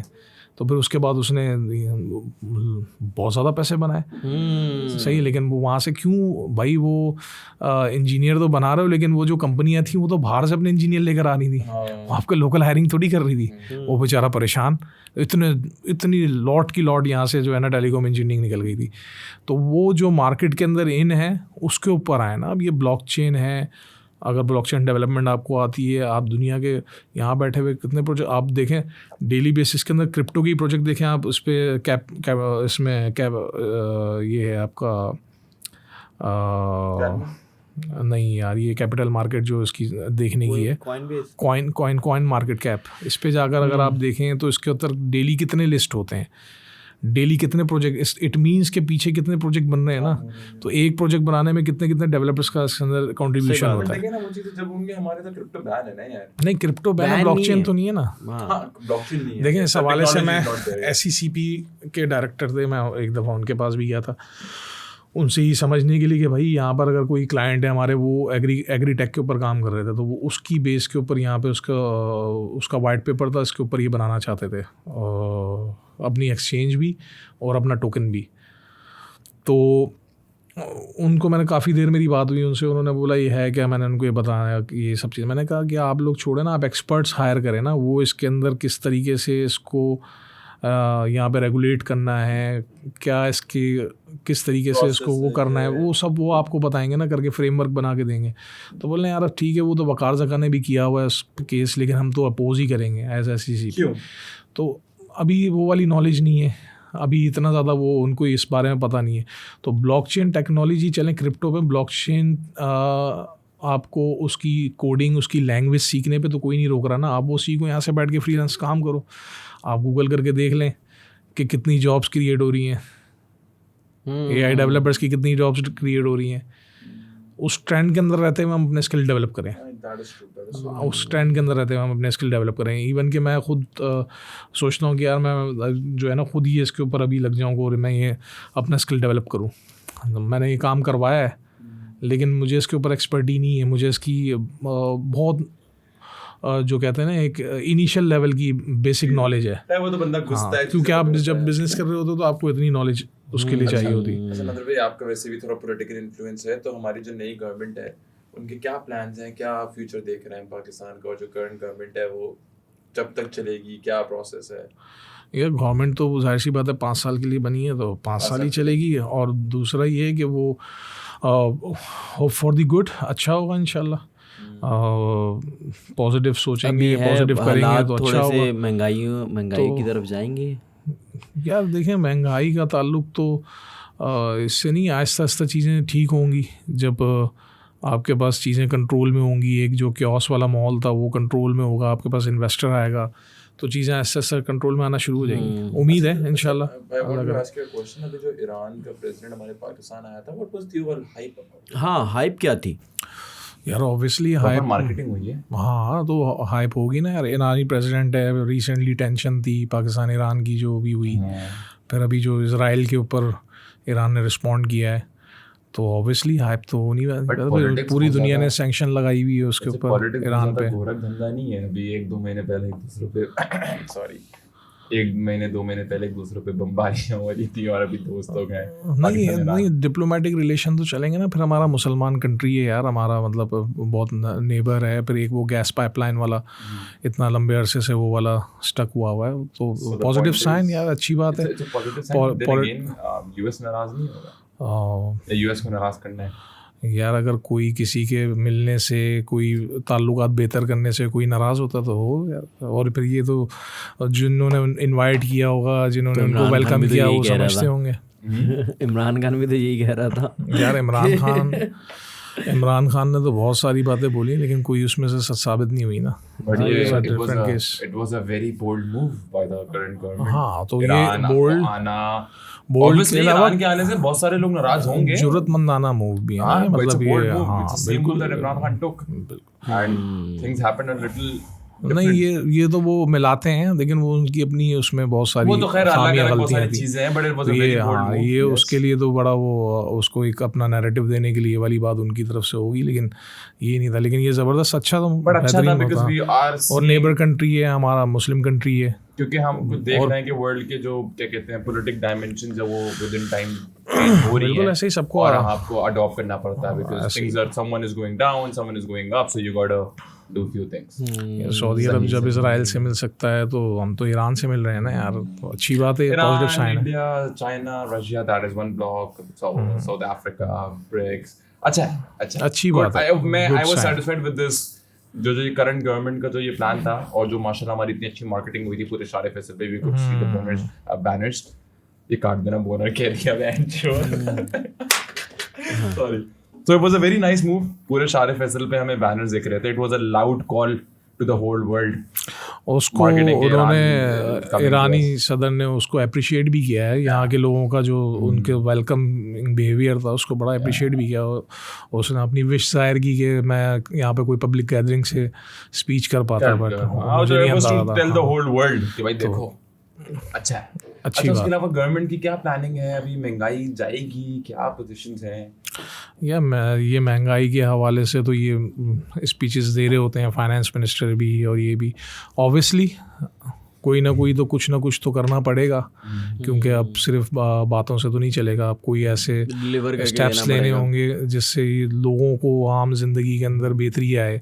महंगाई बहुत हद तक बढ़ चुकी है, इसकी वजह से बड़ी परेशानी है, और लाजमी सी बात है ये हमसे ज़्यादा आपसे ज़्यादा जो जिनकी गवर्नमेंट बनी है तो उनको परेशानी होगी इस बात की। उस पर काम करेंगे डेफिनेटली। तो अल्लाह करे हो जाए इंशाल्लाह, पॉजिटिव चीज़ें हों, अच्छी हों, इन्वेस्टमेंट्स आएँ, पाकिस्तान के हालात अच्छे हों, इवेंट्स अच्छे हों, कोई अल्लाह ना करे कोई ऐसी कोई बात हो, तो जब इन्वेस्टमेंट्स आएंगी, माहौल अच्छा होगा, तो बिल्कुल डेफिनेटली चीज़ें फिक्स होंगी। बट अभी तो करंटली जो हमारी पोजीशन है उस पर तो हम तो फिलहाल अभी लोन पे ही रिलाई कर सकते हैं। हाँ, ये अनफॉर्चुनेटली बहुत पहले से चलता हुआ आ रहा है ना। अच्छा, दूसरी बात ये है कि यार अभी एक रिसेंटली आई गेस IMF के साथ कोई हुआ है ना अभी एक, आई गेस कोई, हाँ सऊदी के साथ भी हमारा कोई भी गए थे।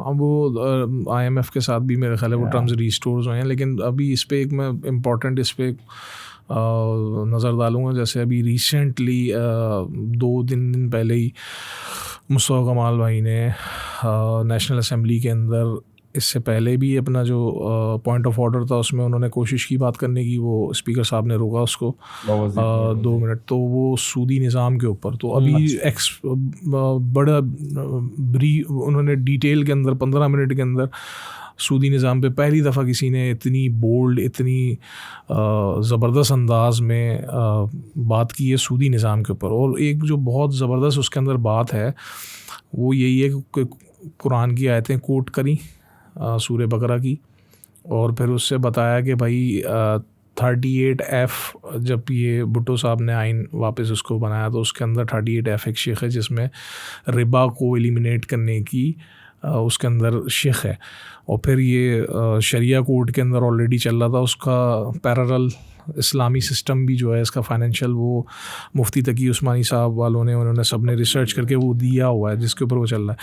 तो एक जो सबसे ज़बरदस्त बात की वो यकीन करें वो ऐसी थी कि वो मेजॉरिटी पाकिस्तानी और मुसलमानों के ख़ास तौर पे दिल की आवाज़ थी कि भाई अल्लाह ताला कुरान में फ़रमाते हैं कि सूद को अल्लाह ने हराम किया, कारोबार को जायज़ किया, हलाल किया, और जो सूद तुम लेते रहे इससे बाज आ जाओ, और जो हुआ जो उससे पहले ले चुके उसको छोड़ दो, और अगर तुम ऐसा नहीं करते हो तो अल्लाह और उसके रसूल से जंग के लिए तैयार हो जाओ।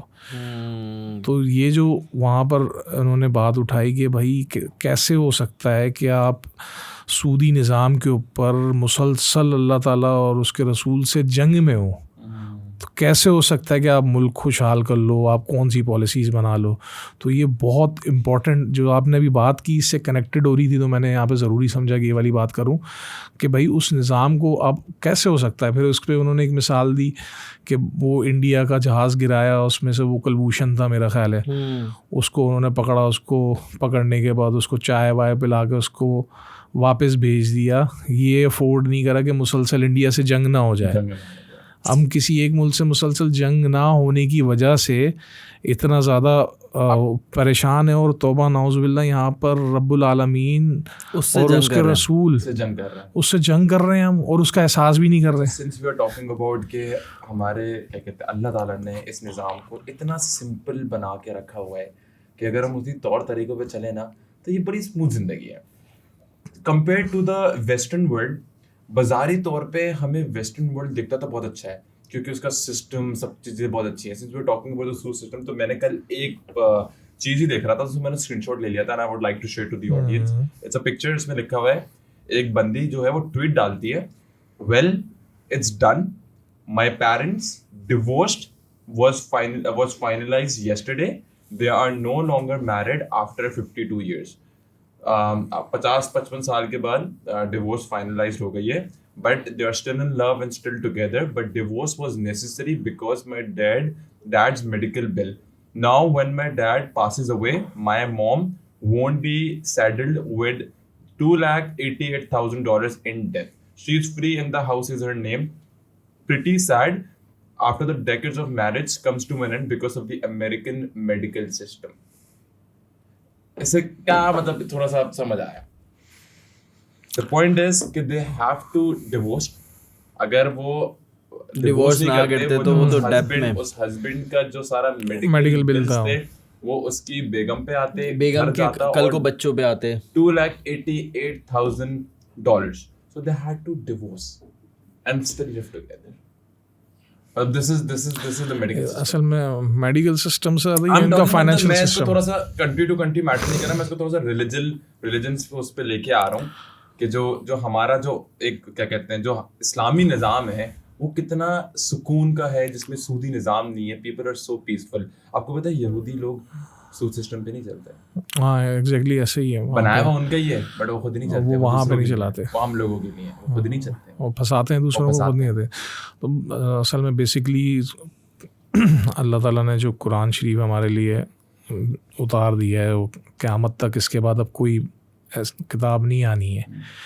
तो ये इससे पिछले जितनी गुज़री किताबें हैं, जितने पैगंबर हैं, जब से दुनिया बनी है तब से लेके अभी तक का ये बिल्कुल कुल मजमुआ है ना।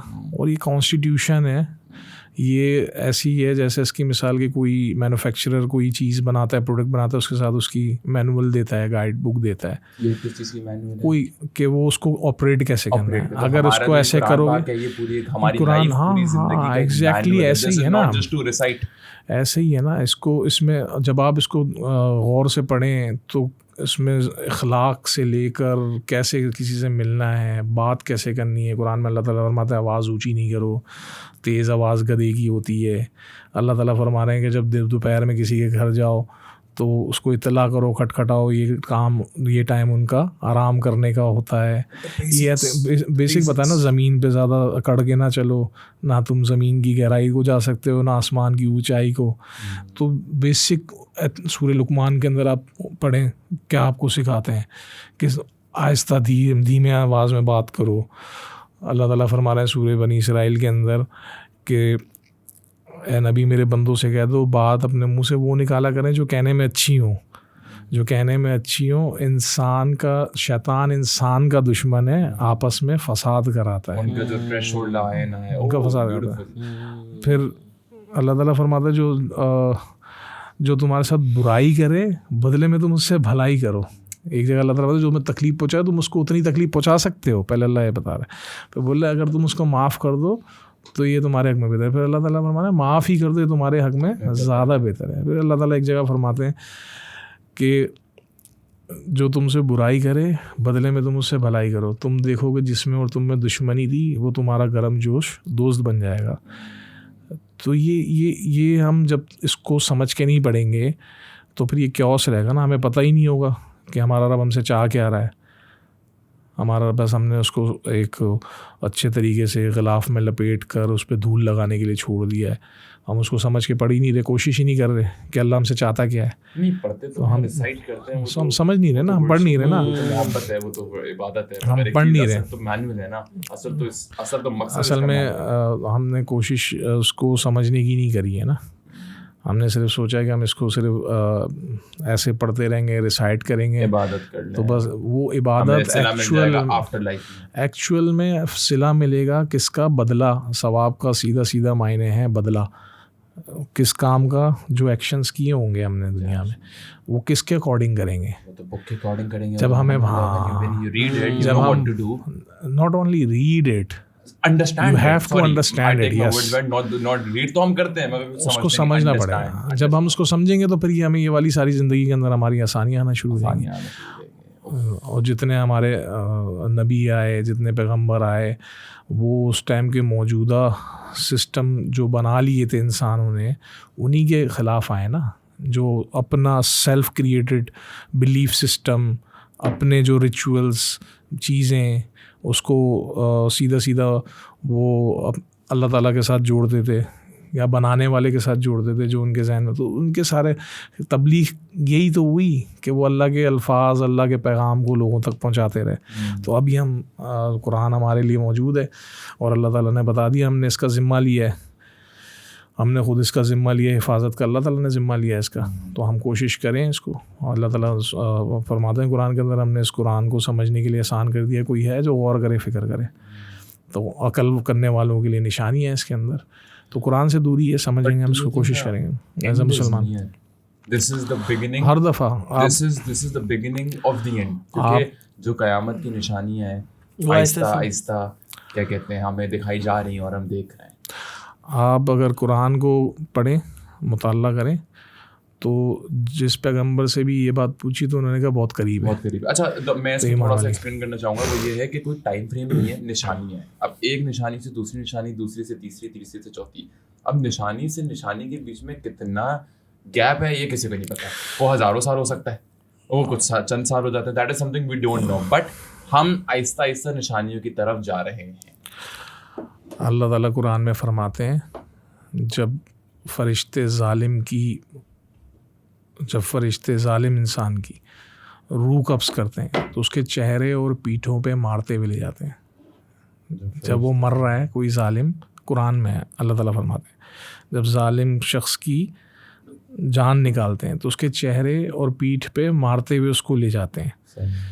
फिर अल्लाह ताला फरमा रहे हैं जो लोग ईमान वाले हैं और नेक अमल जो करते हैं, जब उनके ये मैं आपको जामे अल्फाज में बता रहा हूँ, जब उनकी रूह कब्ज़ करते हैं तो उनको खुशखबरी देते हैं, सलाम वालेकुम कहते हैं। ईमान हमारा होगा तो हमारे लिए जब ये फ़रिश्ते नाजिल होंगे जान निकालने के लिए, वही वक्त हमारा शुरू हो गया, वही वक्त हमारा शुरू हो गया। तो हम इसकी तैयारी रखें। सूरह काफ के अंदर अल्लाह ताला फरमाते हैं जब मौत की बेहोशी हकीकत खोलने को तारी हो जाए, यानी जब मौत की बेहोशी हकीकत खोलने को तारी हो जाए, मतलब जब इंसान एक्चुअल में मौत में बेहोश हो रहा है ना, खुल के आ रही है उसके ऊपर हकीकत, जिससे वो डिनाइल में रहा सारी जिंदगी जीता, जिससे वो यस। तो हम अगर ये जहन के अंदर रख के अपना रोज़मर्रा गुजारेंगे कि हमें अल्लाह ताला ने बनाया है, पैदा किया है, अल्लाह ताला हमसे हिसाब किताब लेगा, तो हमारे एक्शंस और होंगे, फिर हम किसी चीज़ का इंतज़ार नहीं करेंगे। अक्सर शैतान के खूबसूरत धोखे होते हैं कि अभी तो जवानी पड़ी है, बुढ़ापे में हम कर लेंगे, अभी तो टाइम पड़ा है, अभी तो टाइम। और वैसे भी अल्लाह ताला को सबसे ज़्यादा जो अच्छी लगती है वो जवानी की बात लगती है, बुढ़ापे की जवानी। और एक टाइम ऐसा आता है, आपको पता है, आपके तौबा के दरवाजे भी बंद हो जाते हैं, इंसान की ज़िंदगी का ऐसा वो टाइम आता है। अल्लाह ताला तो तौबा तो करता है, मगर एक टाइम ऐसा आ जाता है वो दरवाजे जो है ना बुढ़ापे में बिल्कुल हो जाते हैं। असल में जब हम उसको कोशिश करें, हम अल्लाह ताला में समझ दे जितनी में मेरी अंडरस्टैंडिंग है, कुरान को हम अगर गौर से पढ़ें ना, तो अल्लाह ताला ने जितनी सज़ाएं बताई हैं, चोरी करे तो उसका हाथ काटने की, ज़ानी की सज़ा अलग बताई है, झूठ बोलने का क्या है। तो ये इंसान से प्रोटेक्ट हो रहा है ना, अल्लाह ताला ने इंसान को इंसान से प्रोटेक्ट करने के लिए यहाँ का सिस्टम जो दुनिया में इंसानों को अल्लाह ताला ने भेजा है, ये एक दूसरे के साथ अच्छे तरीके से रहे और अपने रब को पहचान के ये सारे अमल करें, अच्छे लोगों के साथ ग्रेटफुल रहें, उनके साथ अच्छे अमल करें। तो एक्चुअल के अंदर ये इबादत है ना, एक्चुअल में ये इबादत है ना, लोगों के साथ, अल्लाह की मखलूक के साथ अल्लाह का ज़हन में रखे कि उसने मुझे बनाया है, उसने मुझे दुनिया में भेजा है, तो हम अच्छे अमल करें। इसी नीयत से अगर वो कोई सियासत करेगा, पॉलिटिक्स करेगा, तो वो उसके लिए खैर का बाइस होगी। वो कोई कारोबार करेगा तो खैर का बाइस होगी। वो कोई और काम करेगा, इवन कि आप पॉडकास्ट करोगे तो वो खैर का बाइस बनेगी। तो हमें कोशिश ये करनी चाहिए कि हम अपने बनाने वाले को पहचानें कि वो कितना ताकतवर है, और उसी की तरफ लौट के जाना है। वो हिसाब किताब लेगा। एक ईमानदार कोई मुलाजिम होता है, जब उसका सेठ उसको कहीं अपनी दुकान पे या उसको काउंटर पे छोड़ के जाता है, तो उसको सबसे बड़ी परेशानी रहती है, उसको परेशानी ये रहती है कि यार मेरा सेठ आएगा, मुझसे हिसाब लेगा। ईमानदार की बात कर रहा हूँ। तो हम अपने जहन में रखें ना कि यार अल्लाह ताला हमसे हिसाब लेगा। जो दाएं बाएं फरिश्ते हैं वो लिख रहे हैं, ना छोटी बात छूटेगी ना बड़ी बात छूटेगी, सब मौजूद होगी। तो हम कोशिश करें कुरान को समझ के उसको पढ़ें, फिर सारे मसले हमें दुनिया में बहुत आराम से बहुत अच्छा आएगा, मज़ा आएगा रहते हुए। अच्छा नादिर भाई, थोड़ा सा मैं टॉपिक चेंज करता हूँ कि जो आजकल कंटेंट क्रिएटर्स कर रहे हैं पाकिस्तान में, जिस तरह का चल रहा है कंटेंट, उसके बारे में क्या नज़रिया है आपका? डेली व्लॉगिंग, फैमिली व्लॉग्स, और जिस तरह के कंटेंट को यूज़ किया जा रहा है, इंटेलेक्चुअल को इतनी व्यूअरशिप नहीं मिल रही, जैसे आप और मैं हम लोग बात कर रहे हैं इस टॉपिक पे। आई डोंट थिंक कि इस पे इतने व्यूज़ आएंगे, लोगों का इंटरेस्ट लूज़ होता जा रहा है, दूसरी तरफ ज़्यादा जा रहा है ध्यान। तो आपके इसके बारे में क्या ख्याल है? फैशन के साथ चल रहे हैं ना हम, जो ट्रेंड चल रहा है उसके साथ चल रहे हैं। ट्रेंड बनाती भी सोसाइटी है। मैं बहुत साल पहले वो वकार जगह को देख रहा होता था, तो वो बहुत मतलब लोग उसको हेट्रेड किस्म का वो बंदा था, उससे बड़ा वो करते थे, लेकिन देखते भी उसी का कंटेंट थे। तो वो बोलता था भाई वो डांस पार्टी डालना है, गाली देना। बोले भाई मुझे तो तकलीफ़ है तो नहीं डालो, तुम देखते हो तो मैं डाल रहा हूँ ना। तो अब जो जिस तरह का डिमांड है लोग उस तरह बना रहे हैं। लेकिन ये कौन सी ऐसी केस स्टडी है आप बता दें क्रिंज कंटेंट की कि वो बहुत उसने कोई आगे जो है ना सक्सेस उसकी स्टोरी बनी हो, या लोग उसको केस स्टडी के तौर पे दूसरों को बताते हो या उसकी एग्जांपल्स देते हो। नहीं ना, इसका एक छोटा सा टाइम होता है। ट्रेंड फैशन तो एक लिमिटेड सर्टन टाइम के लिए होता है, वो ख़त्म हो जाता है। उसके बाद वैल्यू क्या दे रहे हो आप अपने उसमें? अगर कंटेंट क्रिएटर है वो वैल्यू नहीं दे रहा तो वो ऑब्सलीट हो जाएगा। अब किसी को शॉर्ट टर्म उसके अंदर वैल्यू मिल रही है क्रिंज कंटेंट के अंदर कि वो एंटरटेन हो रहा है, वो फिर से माइंडसेट बताता है ना। अगर हमें गालियाँ सुनना और एग्रेसिव मोड के अंदर किसी को देखना, तो इससे हमारा माइंडसेट बता रहा है कि यार हमें ये चीज़ पसंद आ रही है, वो किसी को मार रहा है, गाली दे रहा है, हम वो चीज़ देख रहे हैं, उसको प्रमोट कर रहे हैं, तो इसका मतलब हम अंदर से वायलेंट हैं, क्या है हम? तो इसके लिए कोई डिमांड ही ऑडियंस की वही है, तो वीडियो सप्लाई हो गई वैसे ही आ रहा है। अच्छे कंटेंट क्रिएटर भी हैं, काम कर रहे हैं अपना यार, अच्छा काम कर रहे हैं। अब मैं इसमें बताऊं, हाँ अच्छा काम है। नहीं इसके बता रहा हूँ ना, जैसे अभी आपने सुना भी नहीं होगा। सुने आपने जैसे पॉडकास्ट के लिए आप हमारे पास भी आए थे मुस्तफा भाई को लेके, फिर आप बहुत जगह गए हैं, तो आपका फेवरेट कंटेंट क्रिएटर कौन है? यार मुझे पर्सनली तौर पे मिले भी हैं बहुत सारे यार, मुझे अगर देखें मतलब हम लोग लोकल भी बात करते हैं, इंटरनेशनल भी बात करते हैं, लेट्स टॉक अबाउट लोकल। हाँ, ये सभी यहाँ पे अब जो काम कर रहे हैं बहुत अच्छा काम कर रहे हैं, लेकिन यार मुझे पर्सनली अगर बोले ना तो मुझे मोरू और ख़ास तौर पे स्पेसिफिकली जो पॉलिटिकल ये पॉडकास्ट कह लो या उसकी नॉलेज रखने वाला रिसर्च करके, वो शहजाद ग्यास। वैसे वो तो क्या कहते हैं स्टैंड अप कॉमेडियन है। आज ही मेरे पास स्क्रॉल कर रहा था तो उसकी वो वीडियो आई हुई थी, किसी बाबा फार्मेसी वाले को वो रगड़ रहा था तो लेकिन शहजाद ग्यास, मोरू शहजाद ग्यास, ये TCM वाले बहुत अच्छा काम कर रहे हैं। तलाद हो गई है, हाँ तहाद है। मुजम्मिल अच्छा अपने टाइम पे काम कर रहा था, लेकिन अब उसने पॉडकास्ट छोड़ दिया उसने। मुजम्मिल अच्छा था। तो वैसे मेरा पर्सनली फेवरेट बताऊं तो मुझे मोरू। वैसे कंटेंट क्रिएटर की बात कर रहा हूँ, या Dhruv Rathee, very first class Dhruv Rathee. अच्छा, क्योंकि हम ये सारे डिजिटल लैंडस्केप को देख रहे होते हैं, ऑब्जर्व कर रहे होते हैं, तो बाज़ जगह पे जो ना कभी ऐसा नहीं लगा कि उसकी एक कोई साइड है। मुझे कभी मतलब वो इस तरह इन्फ्लुएंस करा ही नहीं उसने कभी कि वो किसी को सपोर्ट कर रहा है। फैक्ट्स और फिगर को इतना वो क्लियरली बता देना। अगर वो इसराइल और फ़लस्तीन की भी बात, मैंने उसकी वीडियोस देखी हैं, तो उसने कहीं पे इसराइल को सही नहीं बोला है, कहीं पे फ़लस्तीन को सही नहीं बोला। उसने बताया है कि फ़लस्तीन की कहाँ गलतियाँ थी, कि उन्होंने क्यों इसराइल को आने दिया। तो वो सारी चीज़ें उसने लेकर आया, और वो जो जिस तरह वो पोर्ट्रे करता है ना, तो वो बड़ी मज़ेदार चीज़ है। उसको उसके अभी थोड़ी देर पहले जिक्र कर रहा था कि आपको वैल्यू उसकी वीडियोस के अंदर वैल्यू आपको मिलती है, एजुकेशन, इन्फॉर्मेशन। अच्छा, अभी एक थोड़ी सी इसमें एक चीज़ ऐड करूँ। ये कभी ऐसे ही सोचते हैं ना कि यार ये एकदम क्योस हो जाता है, वो हलवा और ये वाला चक्कर चला था उसके अंदर, वो लड़की का सीन हो गया, फिर बाद में रिग्रेट हुआ कि भाई ये तो पता नहीं क्या लिखा हुआ था, ये सिर्फ हलवा लिखा हुआ था, सही है, इस्लामी आयत एक चीज़। और वो जंगल में आग की तरह फैला ना, इधर से उधर सारा। एक वो पेशावर यूनिवर्सिटी वाले लड़के का केस हुआ था कुछ साल पहले, उसको पता नहीं रशियन एजेंट करके, और वो करके जब उसके कमरे में गए तो उसका पता चला करीबी से, तो वो तो बड़ा दीनी आदमी था, उस पर गुस्ताखे रसूल का करके लोगों ने उसको कत्ल कर दिया। तो इसके अंदर ये है एक्चुअल में disinformation versus correct information. Disinformation एकदम वाइडली स्प्रेड आउट हो जाती है। अब उससे जो रेलेवेंट लोग हैं या रेलेवेंट इदारा है, वो आकर उसके अगेंस्ट अपनी सही इन्फॉर्मेशन नहीं देते, तो ये एकदम स्पार्क पकड़ लेती हैं, चीज़ें हो जाती हैं। और कंटेंट क्रिएटर की यही सबसे बड़ी है कि वो फैशन में चलते हैं। भाई फैशन में चल रहे हैं, अब एक झूठ फैल रहा है तो वो भी उसमें कूद जाएंगे सिर्फ थोड़े से पैसे कमाने के लिए।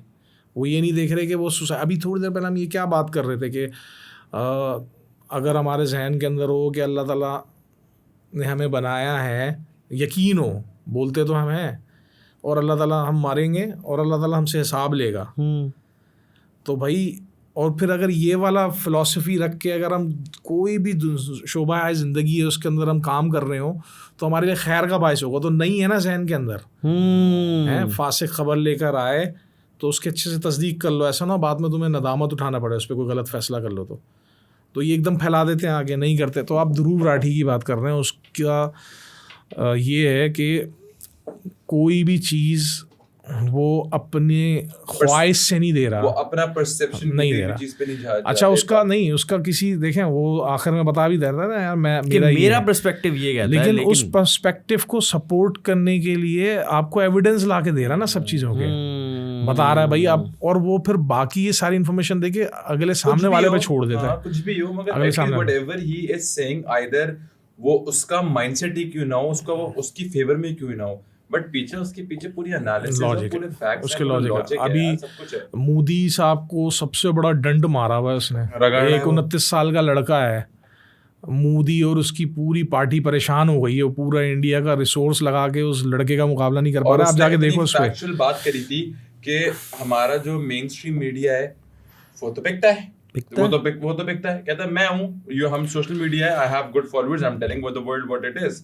और अभी आई गेस किसी जर्नलिस्ट ने उसको अपने पैनल में भी लिया था। हाँ वो लिया था उसने, लेकिन आप उसमें ये देखें ना कि वो इतने बड़े और जो ये जो व्हाट्सएप माफिया है भाई, ये मिस इन्फॉर्मेशन डिसइन्फॉर्मेशन ये फैलाने वाले हैं। हाई कोर्ट में इंडिया के इलेक्टोरल बोर्ड, इंडियन गवर्नमेंट ने एक वो डाली हुई है, देयर इज इंडियन गवर्नमेंट ने एक केस डाला हुआ हाई कोर्ट में अगेंस्ट व्हाट्सएप। उनको एक बंदे की चैट को इनक्रिप्ट कराना है, और व्हाट्सएप वाले कहते हैं कि हमारी पॉलिसी है कंपनी की कि हम कोई भी मैसेज इनक्रिप्टेड होगी, वी वोंट अलाउ इट। तो अगर आप लोगों को इस तरह करना है तो हम लोग इंडिया छोड़ देंगे। मतलब मुझे नहीं पता वो चैट किसकी है क्या है, तो गवर्नमेंट ने अपील करी है, हाईकोर्ट में केस डाला है against the company WhatsApp which is legally registered in India, क्या ये एक मैसेज है, इसको हमें इनक्रिप्ट करके दो, हमें ये मैसेज चाहिए। तो व्हाट्सएप कहता है नहीं, हमारा जो पॉलिसी इनक्रिप्शन की हम नहीं बताएंगे क्या है। और वो व्हाट्सएप वाले ने बोला कि इस तरह का होगा, so we can leave India. अब लेट्स सी क्या जाता है वो, आई डोंट नो वो क्या है क्या नहीं है, किसका मैसेज है क्या है, मे बी कोई मेजर इशू भी हो। असल में ये उनकी एक लॉयल्टी कह लें टुवर्ड्स अपने कस्टमर्स, ये है जिसकी वजह से व्हाट्सएप ही आज सबसे ज़्यादा यूज़ होने वाला मीडियम है कम्युनिकेशन का। कुछ भी हो सकता है, तो आप बार बार इस तरह आ सकते ऐसे बहुत सारे आपके और भी एप्लीकेशंस हैं, लोकली भी बने हैं, लेकिन वो सक्सेसफुल नहीं हो रहा। उसकी वजह ये है कि लोगों को ट्रस्ट है कि यार ये ब्रीच नहीं करेगा, नहीं इनक्रिप्टेड है ना वो, इनक्रिप्टेड है, इसके अलावा वो अपना डेटा नहीं देगा किसी को। The point is WhatsApp know what is going on around the world, but WhatsApp किसी को बेचता नहीं है, तो वो डेटा नहीं देगा आपका किसी को। तो ये उनकी, और अगर उन्होंने एक का डाटा भी लीक कर दिया दे दिया तो व्हाट्सएप खत्म हो जाएगा। हाँ, वो एक छोटी सी न्यूज़ ही किसी को, एक वो कहता है ना इतना बड़ा जंगल में थोड़ी सी चिंगारी लगाना काफ़ी होती है। अब मैं बात ये कर रहा था कि जो मिस इन्फॉर्मेशन है व्हाट्सएप के ज़रिए से ये किस तरीके से घूमती है। अभी भाई देखें ना, आप एकदम वो कोई भी बात करेंगे कि यार ये मिसाल के तौर पे एक मैसेज चल गया कि भाई ये उसने बोला, और लोग बोल रहे हैं कि नहीं यार उसने बोला, वो सारा आया हुआ व्हाट्सएप से ही होता है। तो इस तरीके से मिस इन्फॉर्मेशन इतनी जल्दी फैलती है। तो इसमें बहुत सारा कंटेंट क्रिएटर भी इसमें अपना किरदार अब पैसे कमाने के लिए बगैर सोचे समझे ये निभा लेते हैं कि भाई जो ट्रेंड में चल रहा है वो तो रिसर्च होना चाहिए, कोई फैक्ट्स की बुनियाद पे फैक्ट्स चेक के साथ आप वो चीज़ प्रोड्यूस करो तो वो आपकी क्वालिटी भी होगी और फिर आपका स्टैंडर्ड मेंटेन रखेगी। लोगों को पता होगा कि अब अगर किसी ने ऑथेंटिक रिसोर्स से कोई इन्फॉर्मेशन लेनी है तो वो ये प्लेटफॉर्म है, ये प्लेटफॉर्म है। ट्रू, सही बात है। अच्छा नादिर भाई, ये जो पॉलिटिकली जो अभी पिछले दिनों माहौल ऊपर नीचे होता है, एक दूसरे को बैश किया जाता है थ्रू सोशल मीडिया, इसके पीछे क्या स्ट्रैटेजी होती है यार? ये सवाल ना किसी दिन किसी पीटीआई के सोशल मीडिया के बंदे को बुला के बिठा के हमें पूछो। पाकिस्तान के अंदर ये तूफ़ान बदतमीज़ी का जो संगे मील है, या उसको कह लो आप, वो फाउंडेशन जो है वो पीटीआई ने डाली है।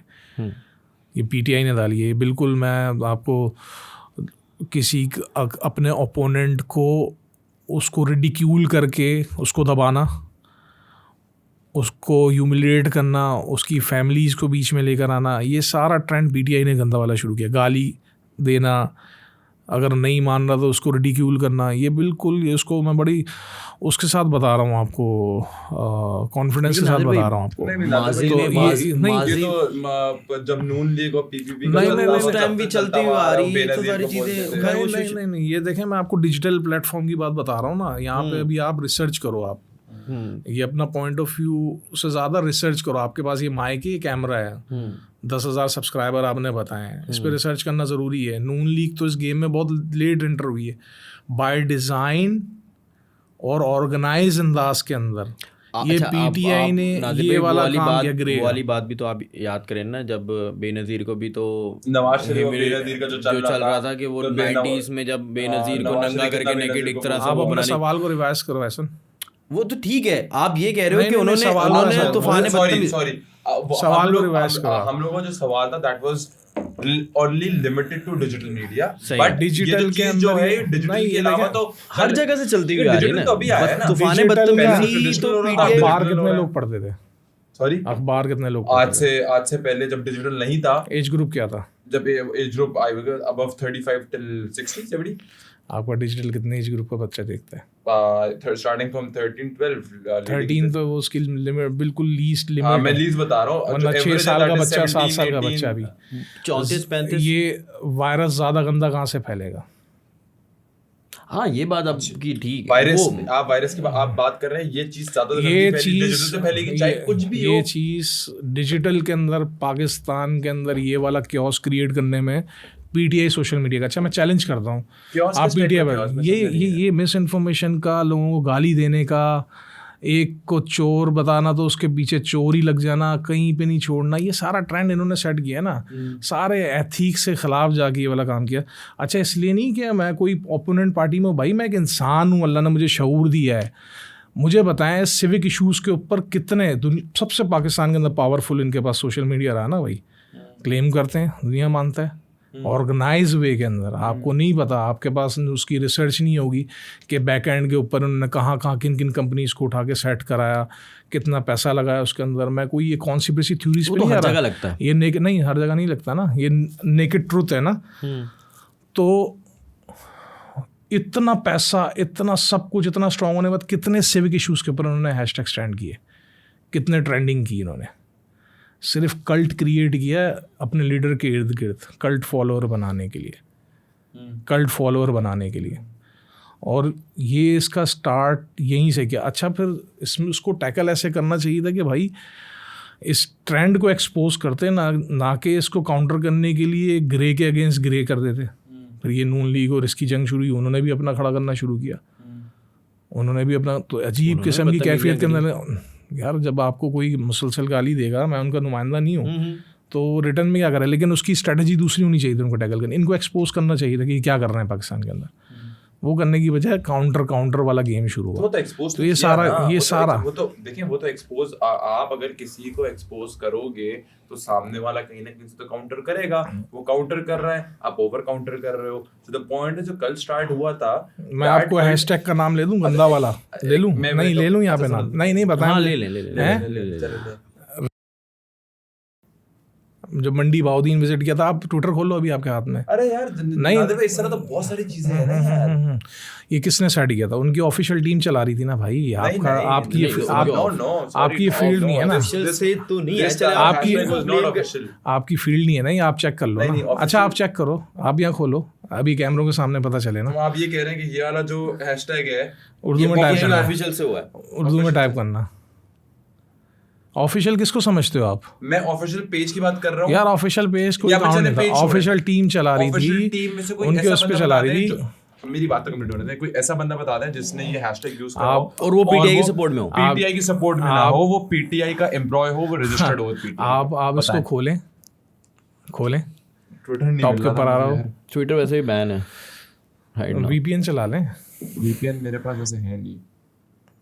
हाँ चलेगा, नहीं वीपीएन नहीं चल रहा है। अच्छा उर्दू में टाइप कीजिएगा। उर्दू में क्या टाइप करूं? बीप बीप क्या था? अगर उर्दू में कैसे टाइप करेंगे यार? तुमने उर्दू कीबोर्ड ही ने चले वो नहीं है। इसको करके इसमें आप एडिट करके डाल लीजिएगा, टाइम लीजिएगा इस पॉडकास्ट को, हम इसको कर देंगे, शॉर्ट डाल देंगे। आपकी ये फील्ड नहीं है ना, मत आप अपना रिसर्च कर दो, ये हमारी फील्ड है ना, हम इसके ऊपर सर्विलेंस लगा के बैठे होते हैं। नाजिर भाई मैं इसको ना बहुत क्लियर करता हूँ, ठीक है, माजरत के साथ, लेकिन बात सीधी सी ये है कि आप कह रहे हैं चलो हमने मान लिया कि उनकी टीम, लेकिन किसी ऑफिशियल से तो पीटीआई की तरफ से नहीं यह हैशटैग चला था ना, मैं ये बात कर रहा हूँ उसका ऑफिशियल। अच्छा अगर मिसाल के तौर पे मैं एक डिजिटल हेड करता हूँ, और मेरे जितने लोग हैं रोज उनके हैंडल्स को जानते हैं लोग। किसी को पता है कि आप करंट डिजिटल हेड? यार आप नहीं जानते ना, आप कितने सोशल मीडिया के बंदों को जानते हैं, नाम बताएं जरा आप। नहीं, मैं भी नहीं जानता। इसी तरह बहुत से लोग नहीं जानते ना कि नादिर कुरैशी एमकेएम के डिजिटल हेड को मैनेज कर रहे हैं। मुझे बहुत सारे लोग पॉलिटिकल एरिना में जानते हैं। वही तो बोल रहा हूँ, आम पब्लिक तो नहीं जानती। मैं पॉलिटिकल, मैं कौन हूँ? फिर वही वाली बात, मैं आपको इन्फॉर्मेशन दे रहा हूँ, कर रहा हूँ, आप भी वही बात कर रहे हैं। मैं आपको मुझे क्रॉस चेक करने के लिए आपके पास क्या इन्फॉर्मेशन है? आपको क्रॉस चेक करने के लिए आपने बोला ना, मैंने नहीं, आपने मुझे बोला एकदम, आपने अपना वर्डिक्ट दे दिया कि नहीं वो ऑफिशियल नहीं चला रहे थे। सही है, आपने ही दिया ना। हाँ, उनमें से कोई ऑफिशियल नहीं था। आपने इससे पहले कभी इसके ऊपर रिसर्च की थी? जी बिल्कुल सर, मैं आपको बता दूं, बहुत सारे पेजेस ऐसे हैं, बहुत सारे आप सोशल मीडिया की इनकी कराची की टीम का पता है उस वक्त कौन था? क्या पता, ऐसा हो सकता है। There are many. मैं एग्जांपल देता हूँ, कोई भी पीटीआई का बड़ा एक एम्प्लॉय है या पे बड़ा ओहदे पे, उसके बहुत सारे फेक अकाउंट्स भी बने होते हैं ट्विटर पे। बहुत सारी पॉलिटिकल पार्टीज रेप्लिकेट कर रही होती हैं। एक अगर कल्ट क्रिएट करना होता है तो एक अगेंस्ट पॉलिटिकल पार्टी उनका नाम यूज करके कल्ट क्रिएट कर रही होती है। क्या गारंटी है आपको, क्या गारंटी है कि जो ये जोकर आईडी, अच्छा एक जोकर आईडी वंडी, क्या पता पॉलिटिकल इन्फ्लुएंस किसी ऑपोजिट पार्टी का। मैं बता रहा हूँ ना, जोकर आईडी खोल लेना ना आप। जोकर आईडी एक छोटी सी आईडी बता रहा हूँ, ठीक है, वो खोल लेना जाके आप, उसमें क्या है उसको ऑब्जर्व कर लेना। अच्छा, ये वैसे मैंने हैशटैग वैसे इतना देखा नहीं था, ये है था क्या? आप ट्विटर पे नहीं हो ना ज्यादा आप? हाँ नहीं, चले, था क्या ये, क्या किसके पीछे कौन? मैं इसके नहीं, ये बात किस बात पे शुरू की थी हमने? मैं आपसे ही पूछ रहा था ना कि उन्होंने वो, मैंने आपसे पूछा कि क्या कल्ट क्रिएट किया, तो आपने ये वर्ड दिया। हमने बात किस पे शुरू की? हमारा क्वेश्चन था, जो एहसन का क्वेश्चन था कि डिजिटल क्या यूज करते हुए कंटेंट क्रिएटर जो पीटीआई ने क्या ऐसी चीजें करी हैं कि वो मुझे बताएं कि जो जिसकी वजह से कल्ट क्रिएट हुआ। पाकिस्तान के अंदर कल्ट तो मैंने इसमें ऐड किया था। पाकिस्तान के अंदर इस तरीके से जो मॉरल वैल्यूज को तबाह करने के अंदर डिजिटल के अंदर सबसे बड़ा ये इनका काम था। उस पर आपने मुझे काउंटर किया, तो मैं इसलिए आपसे इतनी लंबी बात कर ली। तो इसके ऊपर देखें, लोगों को ये परसेप्शन बन गया ना, जब आप फेसबुक ऐड के ज़रिए रोज़ाना आपको एनोनिमसली एक ही बंदे को दिखाया जाए, मीडिया के ऊपर एक ही बंदे का वर्जन आपके पास दिखाया जाए डे और नाइट, और दूसरे ओपोनेंट का कोई आपके पास उसका स्टेटमेंट या उसके काउंटर के अंदर आप उसको फैक्ट चेक ही नहीं करो, तो आपका माइंड सेट भी वही वाला बन जाएगा जो वो आपका बनाना चाह रहे हैं। तो इन्होंने यूज़ किया, और ये सारा जो अच्छा बात बोलते हैं, ठीक है, स्ट्रैटेजी थोड़ी सी थी कि आपने इससे एक चीज़ को यूज़ करा, आप इस चीज़ को छोड़ के चाहते तो पॉजिटिव चीज़ों की तरफ आ जाते। मैंने ये बात की ना, कितने सिविक इश्यूज के ऊपर करा है। एक चीज़ को कंटिन्यू करता हूँ। स्ट्रैटेजी आपके पास, आपने एक चीज़ को पकड़ी कि भाई इसने ये करा, इसने ये करा, इसने ये करा, एंड इसने ये करते हुए आपने ऑडियंस ग्रैब करी। आपके पास एक दूसरा मेथड था कि आप पॉजिटिव चीज़ें दिखाते हैं कि हम मुल्क में ये करेंगे, वो करेंगे, मैं कंप्लीट कर लूँ, वो ये करें, और उससे आप अपनी ऑडियंस ग्रैब करते हैं। ये दो वेज थे। Let's suppose we used a different, PTI used a different approach, that भाई ये बंदा चोर है, फलाना ढिमकाना, but whatever the strategy is, हम अभी स्ट्रैटेजी की बात नहीं कर रहे हैं, but whatever they were trying to say कि दिस हैपेंड, इस बंदे ने, क्या वो गलत था, मतलब क्या वो हकीकत नहीं थी, क्या चीज़, मतलब जो एक क्रिएट करा था नवाज शरीफ चोर की नवाज शरीफ ये ऐसा, नवाज शरीफ ऐसा, ये सब उसके पूरे क्या करप्शन नहीं हुई, पूरे मुल्क को बताया। चले इमरान खान ने भी करप्शन करी है, लोगों ने ये देखा कि हाँ यार ये तो बंदा ऐसा ही है यार, ये करप्शन और ये सब चीजें ये कौन डिसाइड करता है? आप और मैं पॉडकास्ट में करते हैं, मतलब करप्शन तो चोर है या करप्ट है, ये डिसाइड कौन करता है आखिर में जाके? भाई हमारे सामने चीजें हो रही हैं देखिए ना, नहीं एक मिनट रुके ना भाई आप, यार ये माइक लेके वाला काम ना करें मत भाई। अब फिर यहाँ पे तो इतनी देर हमने ये बात की, इसका तो हक अदा करूंगा ना मैं। अच्छा देखिए, इसका हक तो अदा करूंगा ना बॉस भाई। मुजरिम और मुलजिम में फर्क होता है? बिल्कुल होता है। कौन बताएगा? स्टेट, कौन सी स्टेट का कौन सा इदारा होता है? वो ना, मैं कोर्ट की बात कर रहा हूं, जस्टिस सिस्टम बताएगा ना। कौन से कोर्ट ने कहाँ पर बोला है कि भाई चोर है, और अगर है तो कोर्टों में लेके जाते ना, तो लेकर गए थे नहीं, जब वो इक़्तिदार में आए तो सही है, कोर्टों में लेके जाए ना, कोर्ट डिसाइड करे भाई, पता चल जाएगा, सजा दे, नाअहल है, ख़त्म हो गया। वहाँ से नाअहल करार दिया, वहाँ से वज़ीर आज़म तक तो उतार दिया उनको, वो तो हो गया था ना, वो तो एक उतार दिया, वर्डिक्ट आ गया था ना भाई, उतार दिया। उसके बाद पे पाकिस्तान में भी ये भी आ गए, सब चीज़ आ गई। ये सारा टॉपिक नहीं है, टॉपिक ये है कि अपनी पर्सनैलिटी बनाने के लिए, अपने इर्द गिर्द कल्ट बनाने के लिए सबको गंदा और एक को अच्छा, ये स्ट्रैटेजी थी भाई। और इसके पीछे मैसिव फंडिंग थी, प्रॉपर लॉबियस्ट हायर किए हुए थे भाई। थोड़ी इसके ऊपर रिसर्च करके भी बैठे ना। हाँ, सब गंदे एक अच्छा। देखें स्ट्रैटेजी की जो मैं बात करता हूँ, ऐसे कैसे हो सकता है? That was the strategy, that was her बंदे की एक पॉलिटिकल स्टंट होता है। हाँ, तो इससे हमें हमारी यूथ को नुकसान हुआ ना। देखें अभी आप जरा अभी खुद ट्राई कर लो ना जरा, आप भी। मुझे लग रहा है शायद इसलिए घबरा रहे हो कि यूथ ही कूद जाएंगे इधर आके पॉडकास्ट पे। तो यार नहीं, घबराने वाली बात नहीं है। आप कभी ऐसा करो, आप कोई रिसर्च बेस्ड कमाल को प्रेज किया जब आपसे मुलाकात हुई तो सबसे पहले बहुत सारे लोगों के पॉलिटिकल वो करे थे, पॉडकास्ट करे थे, तो हम बहुत सारे लोगों से डिसएग्री भी करते हैं बातों पे और अग्री भी करते हैं। बहुत सारी जगहों पे पीटीआई की गलतियां भी थी, अच्छी चीजें भी थी, नून लीग के भी पॉजिटिव आप पॉइंट्स इसको गलती मानोगे कि मैं मानता हूं digital strategy was bad. Yes, that is Pakistan के अंदर since we are talking about the justice system, आपने एक चीज को एक चीज से कनेक्ट किया ना। अब strategy was bad. सिर्फ पीटीआई नहीं, बाकी सबने भी करी ना। 100% but we still know our justice system in Pakistan. अगर बाहर के countries, the reason that they are successful is वहाँ पे justice मिलता है, हर किसी को justice मिलता है। In Pakistan, everyone knows there's no justice. There's ये no कोर्ट्स justice. खुद कहती हैं, लेकिन इसके लिए बेहतर ये है कि इसके लिए किसी लॉ मेकर को बुला के बिठा के उससे बात पूछेंगे तो वो अच्छा जवाब देगा। मैं डिजिटल को ज़्यादा अच्छा समझता हूँ, मैंने वहाँ पे इतना कॉन्फिडेंटली ये बात करी। जर्नल में हाँ, अगर ऐसी उजारने के लिए बात है तो, लेकिन मैं इसमें इतनी कॉन्फिडेंटली बात कर रहा था ना। मैंने आपसे बार बार आपसे क्रॉस टॉक किया, आपको रोका क्यों? मेरी एक्सपर्ट लेवल है यहाँ पे, मुझे पता है मैं यहाँ पे इंशाल्लाह फेल नहीं हूँ। मैं एविडेंस भी दे सकता हूँ, सारी चीज़ें जो मैं बात कर रहा हूँ उसके पीछे सपोर्टिंग डॉक्यूमेंट है। ऐसे नहीं बात कर रहा, लेकिन अब मैं इसके ऊपर बात करूँ तो ये मेरा एक्सपर्ट एरिया नहीं है ना। तो ये बिल्कुल है ऐसा। अच्छा हाँ, एज कह रहे हैं आपके पाकिस्तान में रहने वाले रिहायशी और बाशऊर इंसान, तो हमें नज़र आता है ये चीज़ नहीं है, तो खुद एडमिट करते हैं लोग। लेकिन इसका ये मतलब थोड़ी कह रहा अब एक पूरी कौम को एक अजीब किस्म की कैफियत के अंदर डाल दो, उनकी ऐसी जहन साजी चले मैं यहाँ पे ना छोटे बच्चों थोड़ा सा एंडिंग, तो इमरान खान वापस आ रहे हैं नहीं आ रहे? यार ये तो मुश्किल है, मेरा नहीं ख्याल, मुश्किल है। जो क्योंकि इस तरह की चीज़ें हैं। बाकी ये है कि फिर कोई किसी रेलेवेंट इंसान को बिठा के यहाँ पे उनसे पूछें। एक चीज़ पे तो आप अग्री करेंगे, इमरान खान की। अभी हम उसके प्रोफेशनल पॉलिटिक्स पे तो बात ही नहीं करते, थोड़ा पर्सनल लेटर पे एक बात करते हैं। Do you acknowledge his mental abilities और उसकी personality और उसके जो mental intellect है, जो mentally कितना strong है, उसको बहुत हैंडसम आदमी यार, इतनी उम्र के अंदर भी अच्छा फिटनेस। मतलब मैं ये देखता हूँ कि 73 इयर्स के टाइम पे क्रिकेटर अच्छा है, और क्या उसका अच्छी जॉगिंग करता है, कुत्ता अच्छा रखा हुआ है, और टेस्ट अच्छा है, अच्छे ट्रैक सूट्स पहनता है, फैसिलिटेट करता है हमारे बच्चों को, और क्रिकेटर अच्छा था। उसके अलावा मेंटल स्टेट जो है, इमोशनल बीइंग और मेंटल बीइंग की बात कर रहा हूँ, थोड़ा सा पर्सनल पे और आता है। कोई भी अगर मैं फिर इसको जो है ना, मैं इसको बहुत वाइडर एस्पेक्ट में ले जाके इसका जवाब नहीं देना चाहता, मैं इसको अपनी एक्सपर्ट लेवल पे ले जाके देना चाहता हूँ।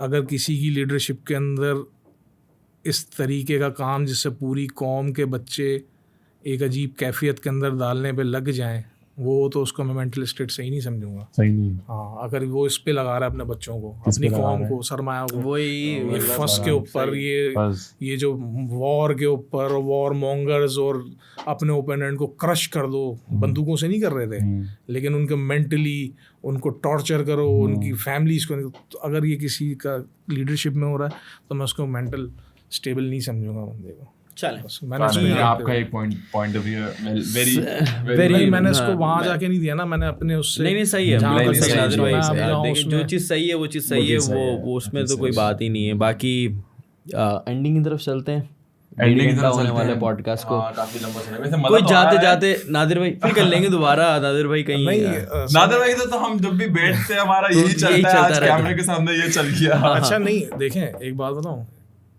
डिबेट और पैनल डिस्कशन में क्या फर्क है? देखिए मेरी बात सुनिए, डिबेट कोई कंक्लूजन के बगैर नहीं आती। हाँ, बस वो आपने बोलना है। डिबेट का मतलब ये होता है कि आपको अपना पॉइंट वैलिड करना है, मुझे अपना पॉइंट वैलिड करना है, और हम पैनल डिस्कशन कर रहे हैं। The other one wants to win, the other one wants to win. Discussion is you're listening what the other is trying. Exactly. वो आपकी बात भी सुनना है, आपकी बात भी सुनना है। So नादिर भाई, let's end this podcast. अच्छा जाते जाते हाँ, कोई बात कहना कोई message to the youth people, यार, to the मैं- people who are doing digital marketing 21. यार मैं तो देखें सिंपल ये बात कहूँगा कि बहुत कुछ पॉजिटिव है, मायूस ना हो। ये वो दौर है जिसमें पैसा कमाना सबसे ज़्यादा आसान है। स्किल्स अपने इम्प्रूव करें और देखें मार्केट के अंदर लोग किस तरीके से काम कर रहे हैं। लोगों को पहले एक वक्त था कि उनको पता नहीं होता था कि किधर जाके कमाना है। आज आपके पास एक मोबाइल है, आप एक कैनवा अच्छे तरीके से सीख लें, आप इनशॉट बनाना सीख लें, तो आप डिस्कॉर्ड पे जाएं, आप लिंक्डइन पे जाएं, आप फ्रीलांसर वेबसाइट्स पे जाएं, आप वहाँ पर वो स्किल सेट करेंगे। भाई मैं आपका यूट्यूब बना रहे हैं, मैं इसका आपको थंबनेल बना के दूंगा, मैं आपको वीडियो एडिट करके दे दूंगा। ये छोटे छोटे स्किल्स हैं, आप पैसे कमा सकते हैं। मायूस ना हो, बहुत कुछ आगे अच्छा है। इंशाल्लाह पाकिस्तान तरक्की करेगा, पाकिस्तान बहुत कुछ है। और ख़ास तौर पे इसकी जो बायोडाइवर्सिटी है, आप देखें बहुत सारे मुल्क हैं, उनमें किसी में गर्मी है तो सर्दी That's नहीं the है। positive point of Pakistan. उसमें We have उनका all 4 environment- seasons, हम- चारों सीजन है हम हमारे पास। बहुत मालामाल हैं इन बहुत सारी चीज़ों मालामाल से। है हमारे पास। अल्लाह का शुक्र अदा अच्छी करें। जमीनें हैं, फर्टिलाइज्ड लैंड हाँ, है। अल्लाह का शुक्र अदा करें और खास मेहनत तौर पे करें, दिल साफ रखें और इंशाल्लाह। एनसाइक्लोमीडिया की टीम भाई अच्छा काम कर रही है माशाल्लाह। इन्होंने बड़ी मेहनत की। सबसे अच्छी बात ये है कि क्योंकि मेरा ख्याल इनिशियल स्टेज था तुम लोगों का, वो अस्पंदियार का तुमने किया था। बिल्कुल, तकरीबन अराउंड 1 साल हो गया है। हाँ, अस्पंदियार का किया था, वो हिट गया था तुम्हारा थोड़ा तो। लेकिन उसके बाद से सबसे अच्छी बात ये कि कंसिस्टेंसी के साथ लगे हुए और I wish best of luck to them. जाते जाते एक एक्सपीरियंस बताएं, कैसा एक्सपीरियंस था? बहुत सारे एक अरसे बगैर बोले बता रहा था। उसके अलावा I really want to thank you Nadir भाई। नहीं, thank no you very doubt much Nadir for भाई having ने हमें एनसाइक्लोमीडिया हब को बहुत सपोर्ट किया है, हर हर लिहाज से सपोर्ट किया है, हमें बिठाया है, हमें समझाया है, हमें बहुत सारे अच्छे अच्छे गेस्ट जो हैं जो इस सीट पे बैठे हैं, that is because of Nadir भाई।